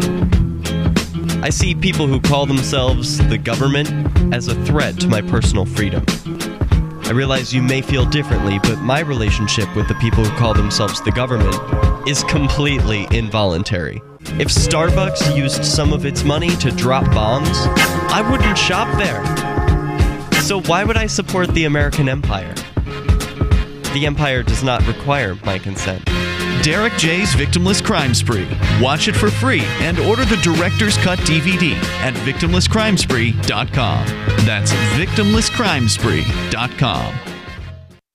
So you've heard all 3 hours of the latest episode of Free Talk Live, and you're still hungry for liberty-oriented audio content? Did you know that we have another 24/7 audio stream at LRN.FM? The Liberty Radio Network airs the latest episodes of some of the best liberty-oriented podcasts on the internet around the clock. In addition to recorded content, you'll also hear live shows like Free Talk Live, originating from our Keene, New Hampshire studio. So listen anytime at LRN.FM. That's LRN.FM. Looking for a great real estate investment? Consider New Hampshire, which is ground zero for the Liberty Movement. Your first call should be to Mark Worden from Porcupine Real Estate. He's more than just a real estate agent. He's your New Hampshire concierge. Where are the best places to live? Do you want farm, city, the burbs, or forest? Do you want a duplex or multifamily building so that renters pay your mortgage? There are homes in all price ranges in New Hampshire, and Mark can help with financing too. Invest in liberty and property. Mark Worden can help. PorcupineRealEstate.com. Now, more of the freshest episode of Free Talk Live, presented by SACL CAI. Listen online at freetalklive.com.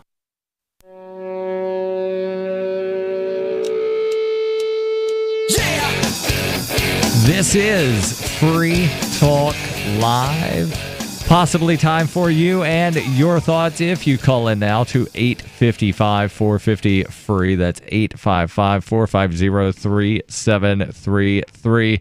Before we get back into the article here from Reason about the absolutely horrible thing that is the federal 3 strikes laws, I want to make sure that I thank Reasonable Voice, who is a silver amplifier. Reasonable Voice is one of several people that donates at least $5 per month to the AMP program. AMP stands for Advertise, Market, and Promote, and you can learn more about the AMP program over at amp.freetalklive.com. Again, Reasonable Voice, thank you for being an amplifier. Again, jumping back into the article from Reason about, they're talking about the entirety of the 3 strikes laws that wind up basically being misused and sending people to die in federal prison because, well, they had a couple of past convictions and they didn't want to take our plea deals, so we filed this 851 notice. So you think they're misusing it that way? I think the whole thing just is, it is unconstitutional. I think so. I think it's a disproportionate levy against someone who has committed a crime. I think your crime should stand. If you commit a crime that society believes should be life in prison, you murdered somebody in cold blood, first degree murder. Yep. You're going to jail for life. Okay, done deal.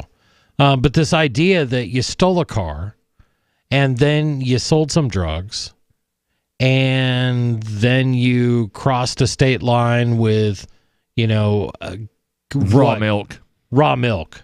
3 strikes, you're going to jail for the rest of your life. Right. Is that proportionate? Of course not. No. And, there's sadly no requirement that the punishment be proportioned to the crime, even though there is the, claim of, well, the punishment fits the crime.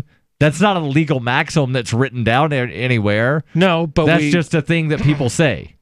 The last story, this whole story about the civil asset forfeiture has to deal with the idea of proportionality in sentencing. Right. And that is something we should be talking about. Right. But again, there was a mention in this Reason piece about the specifics of why this particular person, Chris Young, had the 851 notice filed against him, and it's because he rejected the plea deal. To where prosecutors said, oh, you're not taking our plea deal? Yeah. All right, you're going to prison for the rest of your life. Right. So it is used. Whether or not it should even exist is a completely different question. Right. I agree It is with you. used to target people that don't want to take a plea deal. Right. And again, the outspoken critic of this isn't Chris Young, the 26-year-old that 4 years ago got sentenced to life in prison. No. The outspoken critic is the judge who handed down the sentence. Let that sink in for a second. Let that sink in. That the person who is criticizing the 3 strikes law is the judge that used it. Yeah. How horrible is that? And this is an Eighth Amendment question. To me, it's all about the Eighth in this particular case. The text of the Eighth Amendment reads, excessive bail shall not be required, nor excessive fines imposed, nor cruel and unusual punishments inflicted. So when you're talking about that is proportionality. That's what that is saying, that you cannot require so much money that nobody could ever get out on bail. Yep. You cannot fine them so excessively that it's absurd. Pay off the national debt. Right. You, Chris, have to pay off the national debt, otherwise you stay in prison the rest of your life. Right. And tell me how committing 3 I'm going to go ahead and let's say it's 3 victimless felony crimes, which is what happened here with Mr. Young. 3 victimless crimes, no actual victim except for arguably society, which is how they phrase all these things, causes life in prison. You've lost freedom for the rest of your life until you die. Well, that is cruel and unusual. The etymology of the word crime came from offense against the king. Right. So while I like the statement, no victim, no crime, it's not historically accurate. No, but it's morally important. That's my point of view.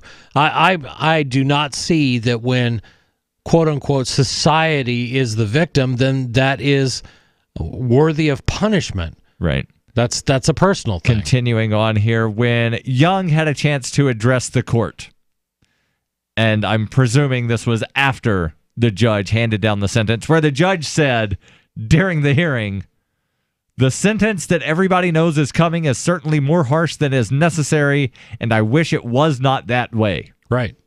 When Young had the chance to address the court, he launched into a long speech about what he'd been reading and learning over the past 4 years he'd spent in county jail while his case drug on. He referenced Greek philosophers and figures from early American history, such as the lesser-known signers of the Declaration of Independence. He talked about monetary policy, the leadership of the Federal Reserve, Adam Smith, John Maynard Keynes, and his heroes in the world of business and finance. He also talked about where he came from and how he grew up with a drug-addicted mother in a house where the electricity and water were often turned off, how as kids he reeked of the kerosene used to light his house and took showers at neighbors' places where he could swallow his pride, how when Young was 18, his older brother committed suicide and he found the body. Sharp recalls listening to this speech from behind the bench. I'm just listening to this thinking, oh my God, what are we doing? Sharp wasn't a bleeding heart. He believed that Young deserved hard time, 7 to 9 years, if the judge had his way. Young had also accumulated a long rap sheet during his teenage and young adult years. But to Sharp, the thought of condemning him to die in prison seemed insane. Yes. At one point, Sharp stopped to talk about books with Young and recommended some novels by British author C.P. Snow. He was trying to draw out the hearing. Quote, "Just so I don't have to say," and here the former judge's voice still catches on the words 4 years later, "life." An estimated 400 federal inmates are like Young, currently sentenced to die in prison under 851 enhancements, according to the Buried Alive Project, an advocacy group that works to raise awareness of life sentences for drug offenses. Section 851 of the U.S. Code is applied in only a small chunk of the annual federal drug cases, but the shocking, dirty little secret of federal sentencing, as one judge put it, is an incredibly powerful tool that prosecutors use to coerce defendants into plea deals and hammer those who reject it. Yep. Unreal. And I just, like I said, I don't know how everybody wants to be, and especially politicians. I'm tough on crime.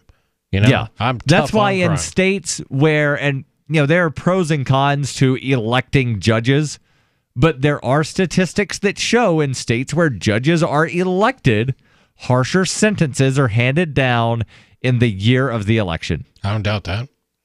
Because tough on crime. I got to get the papers. Yeah. Yeah. And that's it. And, it's tough to think of felons and show a lot of sympathy. You know what I mean? It's not intuitive to most people. They're like, well, that's a bad person. Well, sometimes, but, sometimes these felonies all occurred when the kid, and I look at this as a parent, when they were 18 to 25 years old. In this case, you're a kid. Yeah, 18 to 24. Yeah. The first drug offense, 18. Second drug offense, 19. In those two cases, he had a combined 7.5 grams of cocaine. You know what kept me from having a felony conviction for drugs at age 18? Having good friends that didn't let you do drugs? Luck. It's pure and simple. That's the only thing that you could ever say. And a little bit of guile. I guess I got out of a couple things that could have got me busted for something like that. But, I at 18 years old, yeah, I probably had felony levels of drugs from time to time. And because of that could have been a strike. 2 more busts like that, jail for the rest of my life. The decision by a federal prosecutor to file an 851 notice is no small thing. When an 851 notice is filed in a drug case, it makes an offender's third felony drug offense, state or federal, no matter how long ago the previous 2 offenses were, subject to mandatory life in prison without the possibility of parole. Tell me how that's fair. But you got to do it tomorrow because we're out of time for tonight. This is Free Talk Live.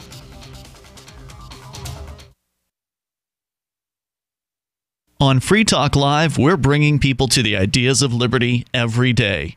From wrestling superstars like Glenn Jacobs. You guys really are having an impact, I believe. Like I said, a lot of where I am now is due to listening to Free Talk Live. You changed my mind on some very important issues years ago. To random people tuning in on the radio. I was kind of stuck in the left-right paradigm. I heard your show by chance on a Saturday night. From there, I went on, joined the Free State Project, and become an amplifier. So, that's really the reason why I amp is because I know that if it wasn't for you guys being on as many stations as you are, I never would have found the ideas of liberty. Your amp will directly change more lives by getting Free Talk Live in front of people looking for talk radio online and on the air. When you amp Free Talk Live, you get perks like access to the AMP-only Facebook group and AMP podcast. Visit amp.freetalklive.com. Are you tired of governments murdering people around the world? Stop using their money. There is an alternative. Bitcoin is a stateless, free market, non-political currency. Bitcoin cannot be inflated or controlled by any government. By using their money, you are helping the state. Stop doing it. You have an incredible alternative available now. Learn it, use it, spread it. Get started with Bitcoin at Bitcoin.com. That's Bitcoin.com. LRN.FM is proud to announce our official listening apps for Android and iOS devices. Now you can easily tune into our streams anywhere, anytime on your smartphone or tablet. Just visit apps.lrn.fm or search for lrn.fm in the Android or Apple app stores. Please download, rate us 5 stars, then share the link on your social media and let your friends and family know how you're listening to LRN.fm. Download it now, free at apps.lrn.fm. You're 6 minutes away from a live episode of Free Talk Live, brought to you by freekeen.com. Listen live at freetalklive.com. From Keene in the Shire, the Liberty Media capital of the world, this is Daryl W. Perry, host of FPP Radio News for Friday, November 30th, 2018. Silver is trading at $14.26 per ounce. Gold is valued at $1,222 per ounce. Zen is trading at $6, and the average price of Bitcoin is $4,028. Antiwar.com reports many senators are expressing growing anger at the administration's not being forthcoming on the murder of Jamal Khashoggi, and in particular the intelligence tying the murder to the Saudi crown prince. This became a major problem on Wednesday when a closed-door briefing was held on the matter. The details of the briefing were classified, but the only 2 attendees from the administration were Secretary of Defense James Mattis and Secretary of State Mike Pompeo. Neither appears to have had much insight on the matter, and both claim to lack any smoking